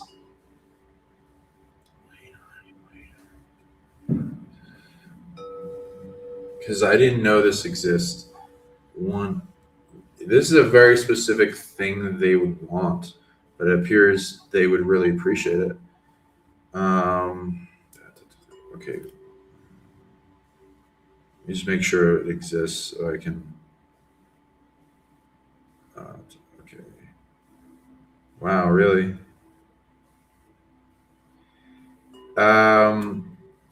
Lemon wine? Or what? I know, right? Lemon wine. Yeah. Right. Yeah, not hard cider lemonade or anything like that. It looks like lemon wine. That's gross. Is it? I've never had it, so I don't know. Bitter. Well, it's got to be quite bitter. Lemon wine. No, I think you can have it like it's a sweet. I don't know. Like it could be like a lemonade wine or something, but they want it as a wine, not like you add alcohol to lemon or something. It doesn't seem to matter that. I mean, you can make other offerings. They're just not going to be as powerful, apparently. So like a white wine and lemonade. Maybe. I've never seen this, but I'm looking it up online. It apparently exists. It's a refreshing citrus forward alcoholic beverage. Okay. Well, it's a wine, so anything else? Yep, okay. That's it. Okay. So, see if you can look that up, I guess. Okay. Is that what you want to go into? Because that will, and then most of the dream yourself thing has to do with base reality and bypassing the matrix. It doesn't really want me to say that publicly. Okay. So we can go off and talk about anything else and not publicly. Okay. All right. Okay. So yeah, it's not Mike's Hard Lemonade. So that if you guys reach out, go ahead. Okay. So, Raphael, can you tell them how to reach you? What things you got going on? Reach out if you guys want to link up. If any of you guys are in the UK, it's a fun time to hang out with Raph. He knows quite a number of magical places, so you guys can sync up. I'm on Facebook Messenger as I'm a Mad Wizard. You can try and connect me there, or you can try and connect me on my email. Rafmonde, RAFMONDE @gmail.com. If you want to send me a message there as well. But I am on Messenger. I am on Facebook as I am a Mad Wizard, all in one. Wizard with 2 Z's, and all in one. No spaces, no space bars, just all in one word. Which I think you can see it there anyway. Yeah. Yeah, there I am. Yes. Cool. Yeah, so hit him up, especially if in UK. He's a brilliant person and fun to hang out with. So we're going to be planning some England trips, Arthurian legend, Merlin, Tuatha De Danann, Giant, Fae kind of place of power in upcoming trips. So look forward to that. Message him, chill, hang out, and all that. And if you got any questions, because he is a library of knowledge, especially with place of power and magic. Okay, so yeah, and I'm Sean Bond, founder of Sonic League, PsionicLeague.com. If you want to schedule sessions, clearings, healings, depossessions, unlocking dormant abilities, abundance, telepathy, psychic tracking, amplifying vision, and third eye brightness, and we can psychic track your place of power for these missions and quests for you guys to fulfill, that like give you big upgrades and like a chain of more missions to unfold. And it unlocks a lot of consciousness, changes people around the area, affects a lot of things, brings spirits back in existence, ups your armies, ups your capability, types of magic. There's so many things to benefit from doing the game, and I will teach you how to track these yourself and learn how it works. So we go into it, and it's never boring. It's super fun to go on adventures. If you're thinking you this aspect of your life you're missing, this is one of them. For everyone I read, people need to be doing this. This is part of their life. Things are driving them. People are explorative for a reason. Okay. There are reasons you were born where you are, where you moved to, the people around you, the soul family coming forth, the things calling to you. There's things drawing on your heart all the time, and I will give you the tools to listen.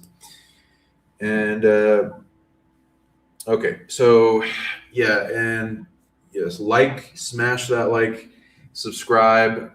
Do you have a YouTube channel you want to like link or anything? No. Okay. That's not. Okay. Show him some love in the comments. Support him because he's got a lot of wisdom. You know, maybe he'll come out more and do more shows if you guys show him enough love. But no problem. He can do whatever he wants. Then subscribe and ask for more shows if you want to see more like this. Share this with gridworkers, friends, people you want to get into gridworking, to open the game of the world for people, so that they know this is a thing and that they can go out and do these things, and they feel more fulfilled in their life. It might save your friend from suicide or something, because some people just feel really bogged down, and going to places of power release a lot of this stuff and the weights off our shoulders, and especially like waterfalls and stuff. You can make your life way better and turn on motivations and all this drive to change your whole timeline and destiny. Okay. Any last words of wisdom you want to leave the audience? Yes. You know, I was thinking about the sort of the analogy or the metaphor of the shaman's drum, and it's tapping that drum repeatedly and doing anything spiritual. It's just not giving up. Keep tapping that drum. Keep digging. Keep searching. Keep exploring. Keep looking. Keep reading. Keep studying. Keep going. There is just so much out there. And it will bring the more deeper you can go into yourself, into your heart, the more this will come out. The more you explore, the more you keep going, the more you keep banging that drum, keep tapping that drum, keep doing it. Keep going. And it will just unfold. Your whole plan, your gift. Everyone comes in with a gift. Everyone has that magic. And if you keep tapping that drum, your drum, that magic, which most people don't even find. Everyone has their own unique gift that they come here to give to this world, and most people haven't even unpacked it yet. It's like a Christmas present that they haven't unpacked, and it's there, it's in them, and they just gotta find it, and they've got to go deeper. You've got to go deeper. Don't just look at things superficially. Keep going, keep digging, keep exploring, keep adventuring. This whole game is about having fun and exploring things, because there are so many levels to us, and those things only start to unpack when you go out and explore. That's what I wanted to say. Beautiful. Thank you so much. Yeah, look inside, pull out your power within, find out who you are, know thyself, know thy universe. Go explore. It gives reflection of who you are, especially following your love, your sight, and your happiness. There are so many secrets, and learning the truth of anything amplifies happiness within. And there's so many things to unlock in this reality. There's so many hidden histories. It's not what we're told. So, and it doesn't end. It doesn't matter how old you are. Keep going. It's just endless. Exactly. Why you were born, where you are, what country you're in. There could be a whole past life collective reason on why you're there. Like, oh, I was born because I'm fulfilling this purpose I had. I was guardian here, or I need to be refreshed and retrieve the soul shard of myself and remember. I need to. I was born on this date specifically because this date is important to me, and there's a lot of all these missional reasons that you can ask. We can help tune into that for you. So reach out. You're not alone. Join collective, join PsionicLeague as you want, become our friends, and spread the magic to unfold, bringing back the magic more into this world, turning and lighten up the grid so it all comes back. Yes. And remind who we are, the remembering, the great soul flare that could be happening in the future. Okay, see everyone later. Have a wonderful night. Spread this, share it far and wide. More magic upgrades for those that share it. Hit us up. Have a wonderful night, everyone. See you later.